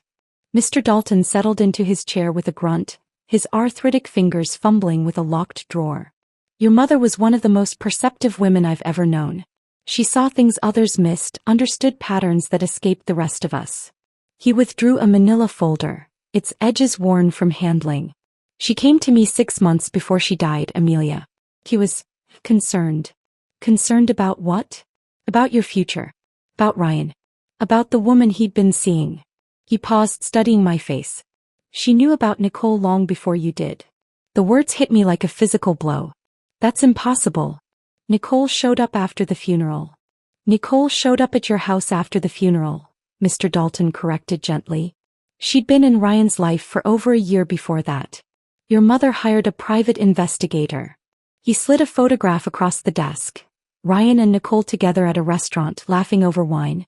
The timestamp showed it was taken 3 months before Mom's death. My hands trembled as I picked it up, studying Ryan's face. He looked happy. Happier than I'd seen him in years. Your mother left very specific instructions, Mr. Dalton continued. She anticipated that Nicole would eventually show her true colors, that she'd try to eliminate you from the picture entirely. Catherine was preparing for that possibility. He reached into the folder again, this time withdrawing a black envelope sealed with dark wax. My name was written across the front in Mom's careful handwriting. She told me to give this to you when her voice was silenced for good. I confess I didn't understand what she meant at the time. But given what you've probably experienced these past few months. I stared at the envelope, afraid to touch it. What's inside? I don't know. She sealed it herself, made me promise not to open it under any circumstances. But she was very clear about the timing. You'll know when the moment is right. I took the envelope with shaking hands, feeling its weight. Whatever was inside felt substantial, important. I tucked it carefully into my purse, my mind reeling with questions. There's something else, Mr. Dalton said quietly. Your mother asked me to tell you about a storage unit downtown. Unit 47 at Secure Space on Maple Street. She said you'd need to look there when you started asking the right questions. I left the law office with more questions than answers, but also with a sense of purpose I hadn't felt since Mom's death. The storage unit was a 20-minute drive through the city's older neighborhoods, past shops and cafes that had seen better days. Secure Space turned out to be a converted warehouse, its metal doors stretching in long rows under fluorescent lights. Unit 47 was in the back corner, secured with a combination lock. I tried Mom's birthday, then mine, then Ryan's. Nothing worked. Finally, in desperation, I tried the date of her death. The lock clicked open. Inside, I found boxes of documents, photographs, and personal items I thought had been lost forever. Mom's college yearbooks, letters from friends, financial records dating back years. But it was the small cardboard box labeled for Amelia that made my breath catch. Inside were items that didn't belong to the mother I thought I knew. A birth certificate with unfamiliar names, medical records from a doctor I'd never heard of, and correspondence with someone named Matthew Chen. The letters were intimate, loving, written in a hand I didn't recognize but signed with obvious affection. At the bottom of the box, wrapped in tissue paper, was a photograph that made my world tilt sideways. It showed my mother, radiant and laughing, standing beside a man with kind eyes and graying temples. She looked younger than I'd ever seen her, her face free of the worry lines that had marked her final years. On the back, in her familiar handwriting, Matt. My real forever. I sank onto a nearby box, my legs suddenly unable to support me. Who was this man? Why had Mom kept his picture? And why had she hidden it away with documents that suggested? Oh, that was impossible. But as I continued searching through the box, more pieces of the puzzle emerged. Hospital records from my birth showed a different father's name than what appeared on my official birth certificate. Legal documents suggested a name change, a deliberate obscuring of the truth. And at the very bottom, a DNA test kit that had never been used, along with a note in Mom's handwriting. When you're ready to know who you really are. I spent the next hour cataloging everything, my mind struggling to process the implications. The mother I thought I knew had been keeping secrets, big ones. The man I'd called father my entire life might not be my biological parent. And somewhere out there was a man named Matthew Chen who apparently held the key to understanding my true identity. As I prepared to leave, I noticed one more item tucked behind the boxes. A small white envelope with my name on it. Inside was a key and an address along with a note. The woman who cared for me in my final weeks lives here. She knows things I couldn't tell you myself. Trust her, Amelia. She loved me like a daughter and she'll love you the same way. The address led me to a modest house in a quiet neighborhood, where I found myself face to face with a woman whose eyes filled with tears the moment she saw me. "Oh, honey," she whispered, pulling me into a fierce hug. "You look just like her. I'm Margaret Santos. I was your mother's nurse those last few months. She told me you'd come eventually." Margaret's living room was filled with photographs and mementos, a shrine to the patients she'd cared for over the years. But it was the prominent place Mom's picture held on her mantle that told me everything I needed to know about their relationship. "She was scared," Margaret said, settling into her chair with a cup of tea. "Not of dying, she'd made peace with that. She was scared of what would happen to you after she was gone. She knew Ryan was weak, that he'd fall under Nicole's influence. She spent her last months trying to protect you from what was coming." "Did she know about?" I hesitated, unsure how to voice the question that was burning inside me. "About Matthew? Yes, she knew you'd find out eventually. She wanted to tell you herself, but she ran out of time." Margaret's eyes grew distant. "She never stopped loving him, you know. Even after she married Ryan, even after all those years. Matthew was her first love, her true love. You were the gift of that love." The pieces were falling into place, creating a picture that was both beautiful and heartbreaking. But it also gave me something I'd been lacking for months. Hope. I wasn't alone in this fight. Mom had been preparing for this moment long before I even knew there was a battle to be fought. 2 days after my visit with Margaret, I returned home to find Nicole humming in the kitchen, her movements unnaturally cheerful as she arranged white lilies in a crystal vase. The flowers filled the room with their cloying sweetness, a scent that reminded me uncomfortably of funeral parlors. She'd changed the entire atmosphere of the house. Everything was pristine, sterile, as if she were preparing for an important guest. "Oh, Amelia," she called out without turning around, her voice dripping with false warmth. "Perfect timing. We're having a visitor tomorrow. Someone very important." The black envelope from Mr. Dalton seemed to burn against my chest where I'd hidden it beneath my shirt. I'd been carrying it everywhere since our meeting, waiting for the right moment. The moment Mom had somehow known would come. "What kind of visitor?" I asked, setting my backpack down slowly. Nicole finally turned, and I was struck by her appearance. She dressed entirely in white, a flowing silk blouse, tailored pants, even white shoes that looked fresh from the box. Her hair was styled in an elaborate updo, and she wore the pearl necklace that had once belonged to my grandmother. The one Mom had promised would be mine someday. "The family lawyer, of course," Nicole said, touching the pearls at her throat. "It's time to settle some administrative details.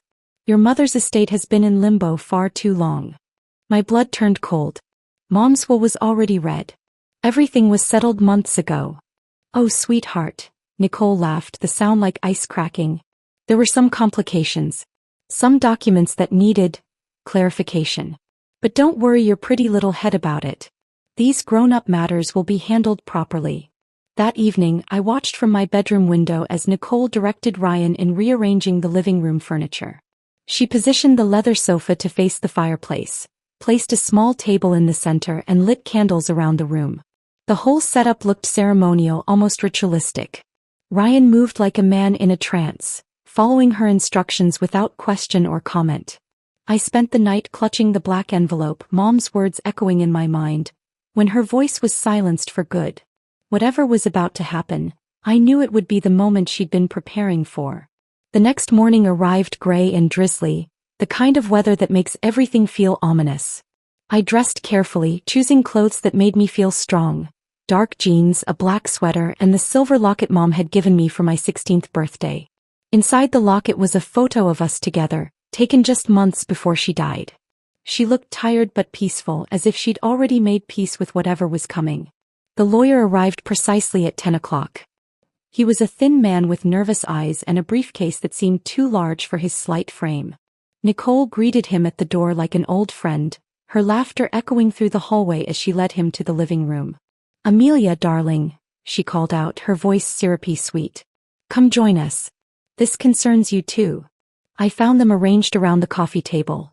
Nicole perched on the edge of the sofa like a bird of prey, Ryan slumped in his chair, avoiding everyone's gaze, and the lawyer fumbling with papers from his briefcase. The original copy of Mom's will lay spread across the table, its pages crisp and official-looking. "Now then," the lawyer began, his voice shaky. "Mrs. Morrison, the current Mrs. Morrison, has brought to my attention some irregularities in the original will. It seems there may have been some confusion about the testator's mental state at the time of signing." Confusion. I spoke for the first time, my voice cutting through the room like a blade. Nicole waved her hand dismissively. "Your mother was very sick at the end, dear. The medications, the pain. It's understandable that she might not have been thinking clearly. Leaving everything to a teenager? It's simply not practical. She was completely lucid when she signed that will," I said, my voice growing stronger. "I was there. So was Mr. Dalton." "Mr. Dalton is an old man with failing memory," Nicole replied smoothly. "And you were grieving. Neither of you can be considered reliable witnesses to your mother's mental state." The lawyer cleared his throat uncomfortably. "The new documentation suggests that Mrs. Morrison, Catherine Morrison, intended for her assets to be managed by her husband until Miss Morrison reaches the age of 25. At that time she would inherit a modest portion of the estate." "How modest?" I asked, though I already knew the answer would be insulting. "Enough for college tuition and basic living expenses," Nicole said, her smile sharp as a knife. "Your mother wouldn't have wanted you to be burdened with financial responsibilities at such a young age." Ryan finally looked up, his eyes meeting mine for a brief moment. I searched his face desperately for any sign of the man who'd once been my father, who'd promised Mom he'd always protect me. But all I saw was weakness and guilt, emotions he was too cowardly to confront. "This is fraud," I said quietly. "This is reality," Nicole snapped, her mask finally slipping. "Your mother is dead, Amelia. Dead women don't get to make decisions anymore. The living have to clean up their messes." She stood up abruptly, snatching the will from the table with theatrical flourish. In one swift motion she strode to the fireplace and tossed the document into the flames. The papers caught immediately, curling and blackening as Mom's final wishes literally went up in smoke. "Dead women can't give gifts," Nicole laughed, watching the flames consume the last legal protection my mother had tried to provide for me. The lawyer gasped, half rising from his chair. "Mrs. Morrison, that was the original." "That was a mistake," Nicole cut him off. "A sick woman's delusion. We have the corrected version right here." She gestured toward the new documents spread across the table. I watched the flames dance, consuming the paper that represented my mother's love and protection. But instead of feeling defeated, I felt something else entirely, a cold clarity that settled over me like armor. This was the moment. The moment Mom had somehow known would come, when Nicole would reveal her true nature so completely that there could be no doubt about her intentions. Ryan said nothing. He just sat there staring at his hands, while his wife destroyed his dead wife's final wishes. In that moment I realized that the man I'd called father was already gone, replaced by someone too weak to fight for what was right, too broken to honor the woman he'd claimed to love. I didn't flinch. I didn't cry. I didn't scream or beg or plead. Instead, I reached into my bag with steady hands and withdrew the black envelope Mr. Dalton had given me. The wax seal caught the firelight as I placed it carefully on the table. Silence fell over the room like a heavy curtain. Nicole's triumphant expression faltered as she stared at the mysterious envelope. The lawyer's nervous shuffling stopped. Even Ryan looked up, confusion replacing the guilt in his eyes. "You've triggered it," I said softly, my voice carrying a weight that seemed to fill the entire room. "She knew you'd do this. She knew exactly what kind of person you really are, Nicole. And she left something behind for people like you." Nicole's face went pale, her confident smirk fading as she realized that maybe, just maybe, she hadn't been as clever as she thought. The envelope sat between us like a loaded weapon, its black surface reflecting the dying flames of my mother's burned will. "What is that?" she whispered. I smiled for the first time in months, and it felt like my mother's smile, full of secrets and quiet power. "Mom's insurance policy," I said. She always was 10 steps ahead of everyone else. My fingers trembled as I broke the black wax seal, the sound echoing through the silent room like a gunshot. Nicole's eyes were fixed on my hands, her earlier confidence cracking like paint on a weathered wall. The lawyer shifted uncomfortably in his chair, while Ryan remained frozen as if moving might shatter whatever fragile reality he'd been clinging to. Inside the envelope I found 2 documents that would change everything. The first was a legal clause, typed on official letterhead, with my mother's signature notarized at the bottom. The language was complex, full of legal terminology I didn't fully understand, but the core message was crystal clear. In the event that Catherine Morrison's last will and testament is destroyed, altered or otherwise invalidated by any party, the following trust provisions shall immediately activate. The second document made my breath catch in my throat. It was a DNA test result, sealed in its own smaller envelope with a note in Mom's handwriting. For when the truth can no longer be hidden. What does it say? Nicole demanded, her voice sharp with barely contained panic. I looked up at her, then at Ryan, then back at the DNA results in my hands. This moment felt like standing at the edge of a cliff, knowing that once I jumped, there would be no going back to the life I'd known. It says that everything you think you know about this family is a lie, I said quietly. With deliberate slowness, I unfolded the DNA test results.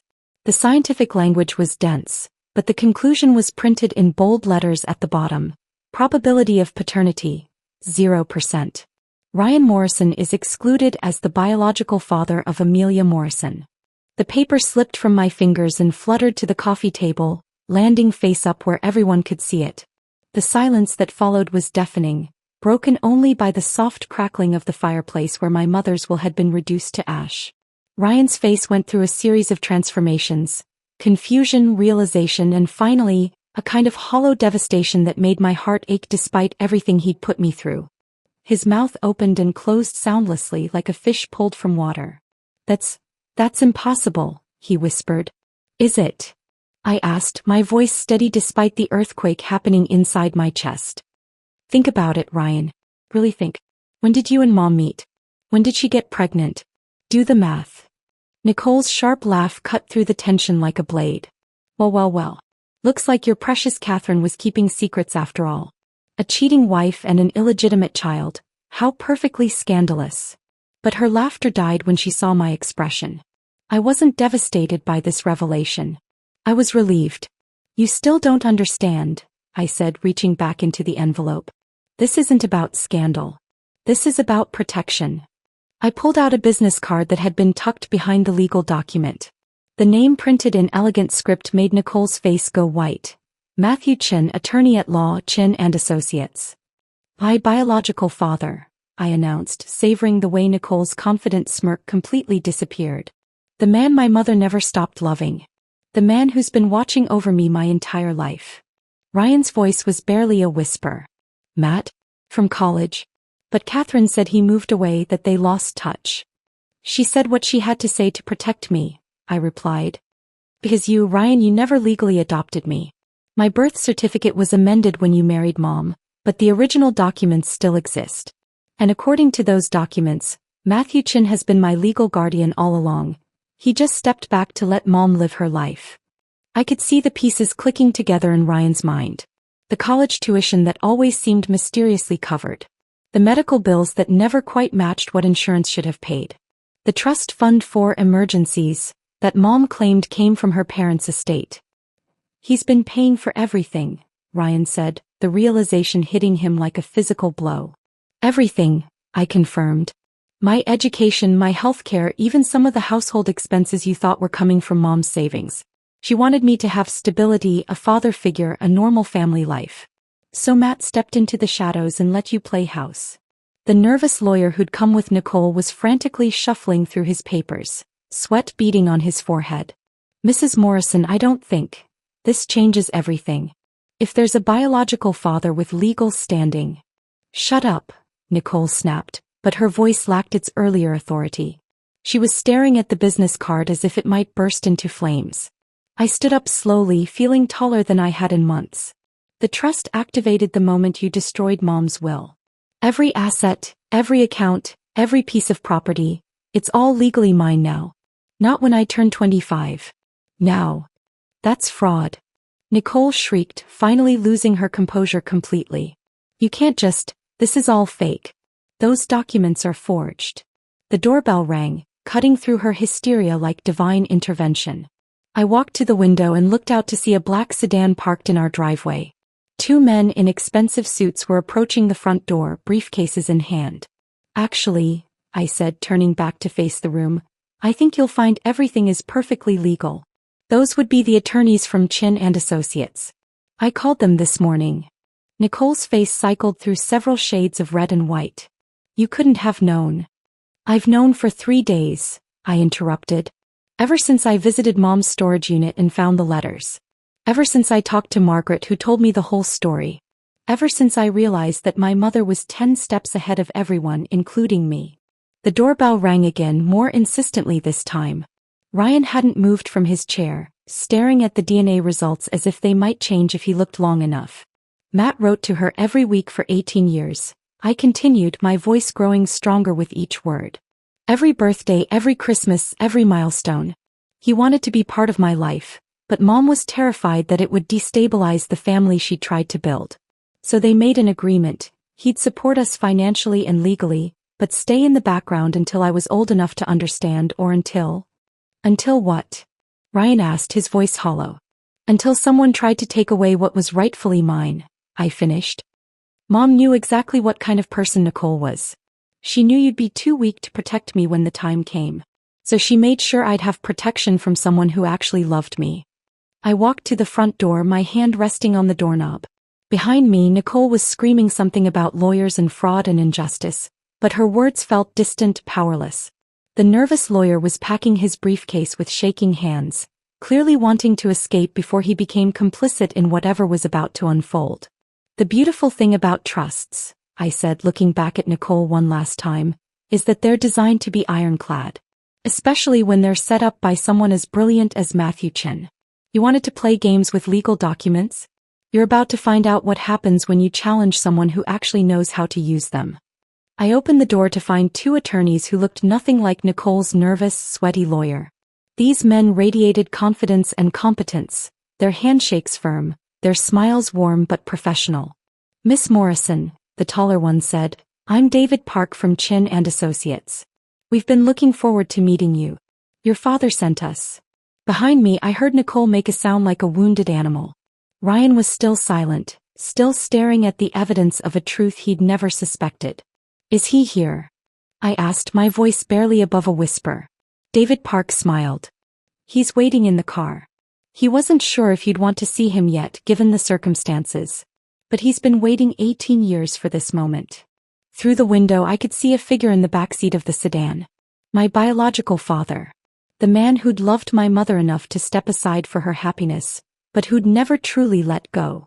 The man who'd been my invisible guardian angel, protecting me from a distance while I grew up calling another man, Dad.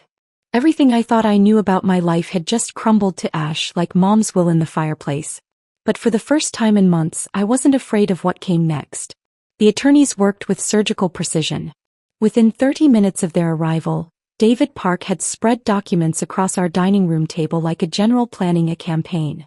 Each paper was meticulously organized, each signature authenticated, each legal maneuver executed with the kind of efficiency that comes from years of preparation. The trust activation triggered several automatic procedures, David explained, his voice calm and professional as Nicole paced behind him like a caged animal. Bank accounts, property deeds, vehicle registrations, everything transfers immediately upon the destruction of the original will. Your mother was very thorough. I watched Nicole's face cycle through emotions. Disbelief, rage, panic, and finally a kind of desperate calculation as she realized the scope of what was happening.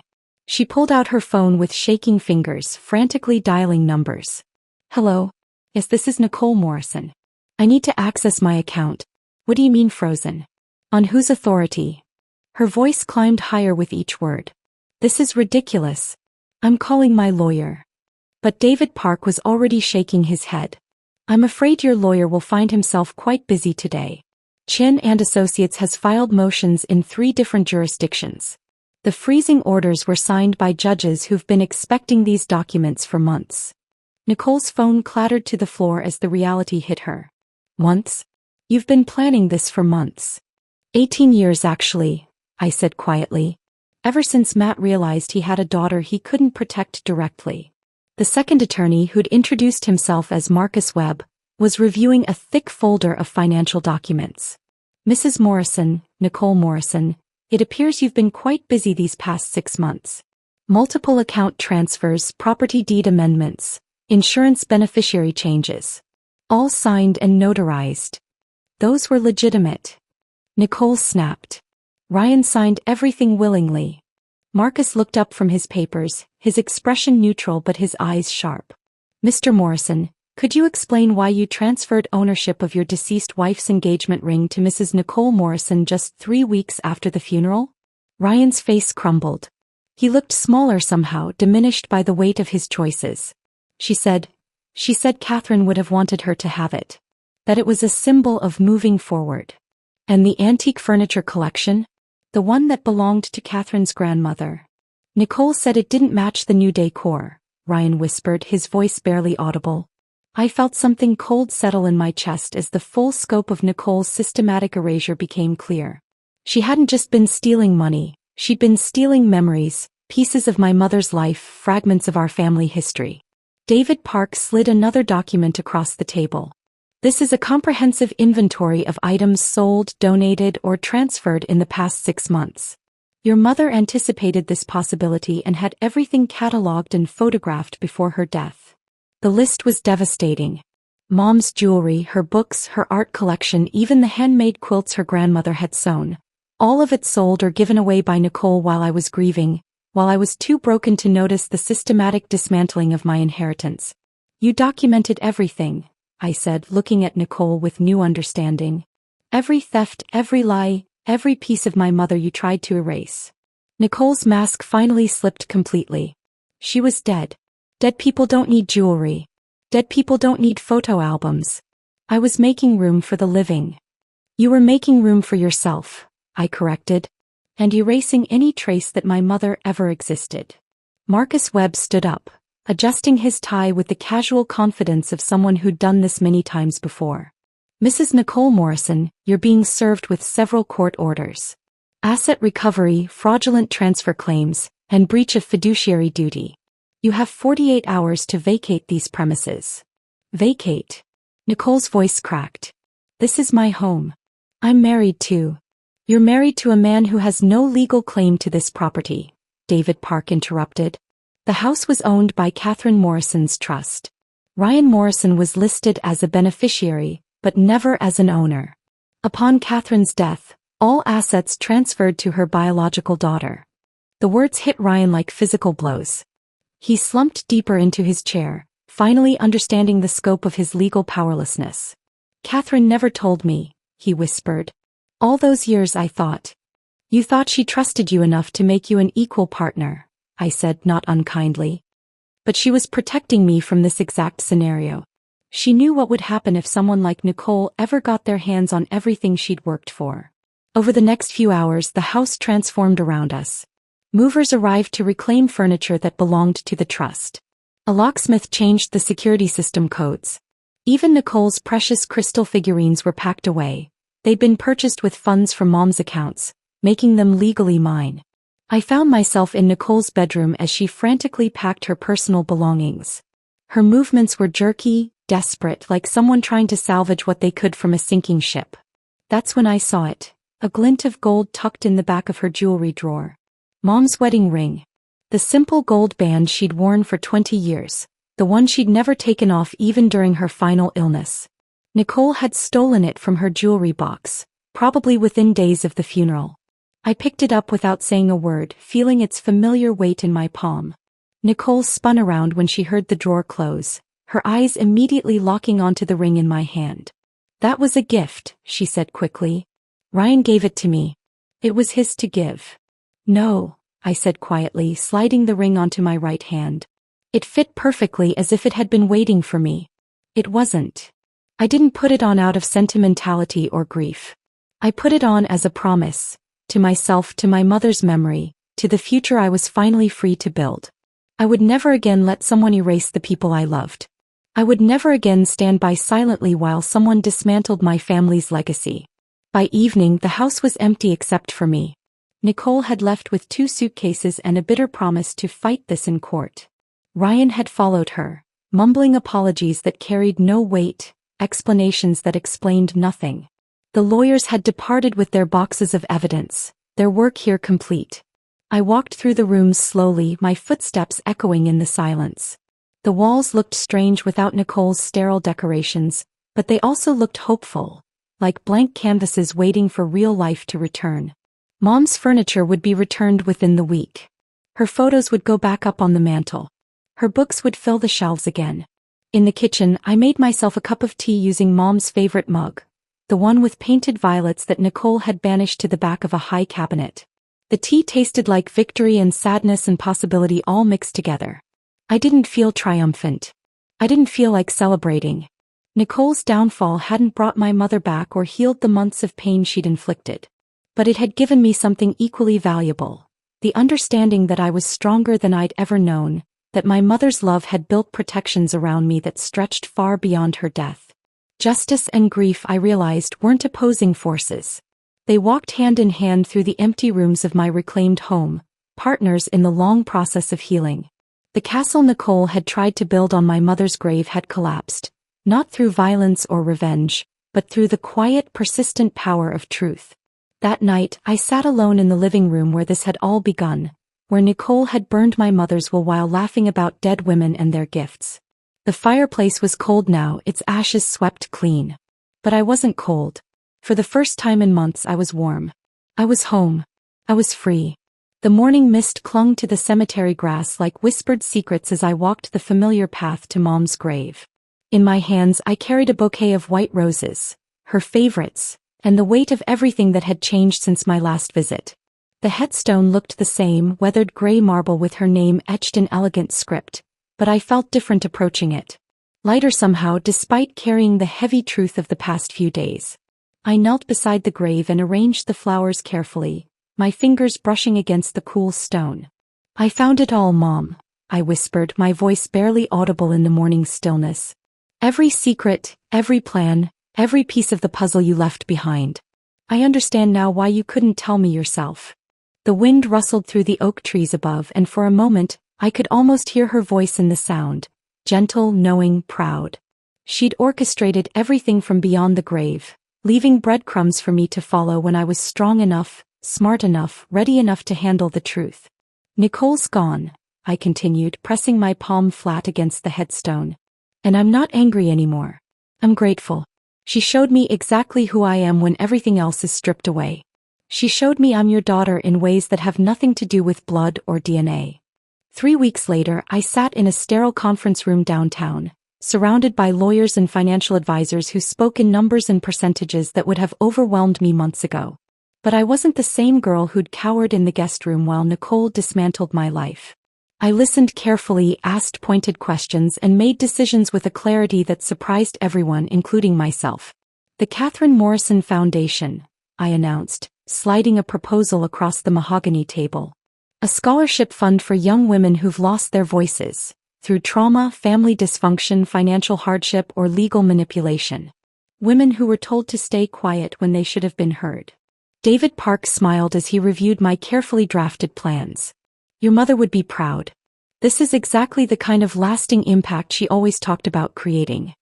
"The second voice," I said, naming the program. "Because sometimes the first voice gets silenced, but the second one, the one that rises from the ashes, that one changes everything." The foundation's first recipient was a girl from across town whose stepfather had stolen her college fund. When I handed her the check at our small ceremony, I saw my own story reflected in her eyes. The disbelief, the relief, the dawning understanding that someone else had walked this path and survived. "Don't let them make you invisible," I told her, repeating words that Margaret Santos had whispered to me during one of our weekly coffee meetings. "Your voice matters even when they try to convince you it doesn't." Meeting Matt had been awkward at first, like learning to speak a new language with someone who already knew all my words. We'd chosen neutral ground. A small cafe downtown where neither of us had memories to navigate around. He looked exactly like the man in the photograph from Mom's safety deposit box, just older, with silver threading through his dark hair and laugh lines around his eyes. "I've been watching you from a distance for so long," he'd said over coffee that first day, his hands wrapped around his mug like he needed something to hold on to. Your mother sent me pictures, report cards, newspaper clippings when you made honor roll. I have a whole album of your life that you didn't even know I was part of. We took things slowly, building a relationship on shared stories about Mom rather than trying to force an instant father-daughter bond. Matt never pushed, never demanded emotional intimacy I wasn't ready to give. Instead, he told me about their college years, about the dreams they'd shared, about the impossible choice Mom had made when she discovered she was pregnant. She wanted to tell you about me when you turned 18, he explained during one of our monthly dinners. But then she got sick and Nicole appeared, and suddenly there wasn't time for gentle revelations. Everything had to be protection mode. Did you hate Ryan? I asked one evening as we walked through the park where he and Mom used to study together. Matt considered the question carefully, the way he approached everything, with thoughtfulness and measured honesty. I felt sorry for him mostly. He loved your mother genuinely, but he never really understood her complexity. He saw the surface, beautiful, kind, devoted wife and mother. But he missed the strategist, the woman who could play chess 3 moves ahead of everyone else. 6 months after Nicole's departure, I received a single text message from Ryan: "I'm sorry." No explanation, no request for forgiveness, no attempt to rebuild what had been broken. Just 2 words that carried the weight of his guilt and the acknowledgement of his failures. I typed several responses, angry ones, sad ones, words that might have opened a door to reconciliation. But in the end, I deleted them all and put my phone away.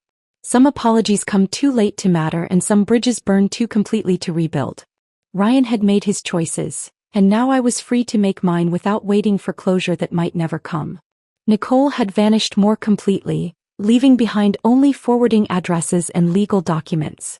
Occasionally, David Park would update me on her failed attempts to challenge the trust or recover assets she'd never legally owned. But her presence in my life had diminished to what it always should have been: nothing. In my bedroom, now restored to its original warmth with Mom's furniture and my own belongings, I kept a small wooden box on the bookshelf.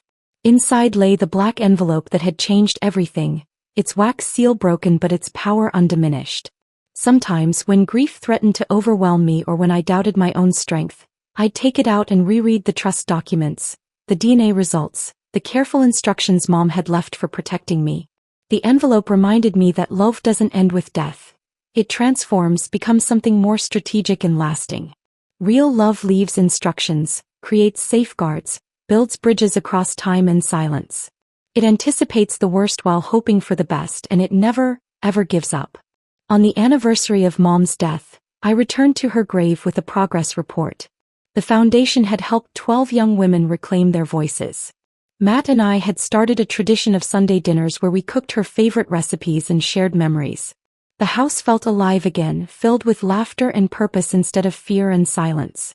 I kept my promise, I told her headstone, placing fresh white roses beside the ones from my previous visit. I didn't let them erase you. And I won't let anyone erase me either. The wind whispered through the oak leaves, carrying my words up toward a sky that seemed endless with possibility. Somewhere in that vastness I felt her presence, not as a ghost or a memory, but as a living part of who I'd become. Her legacy lived in my voice now, in the strength she'd built into my foundation, in the instructions she'd left for love to follow even after the first voice fell silent. The second voice was mine now. And I would never let it be silenced again. If this story of calculated justice had you on the edge of your seat, hit that like button right now. My favorite part was when Amelia calmly placed that black envelope on the table, knowing her mother had planned for this exact moment. What was your favorite moment? Drop it in the comments below. Don't miss more empowering stories like this. Subscribe and hit that notification bell so you never miss an upload.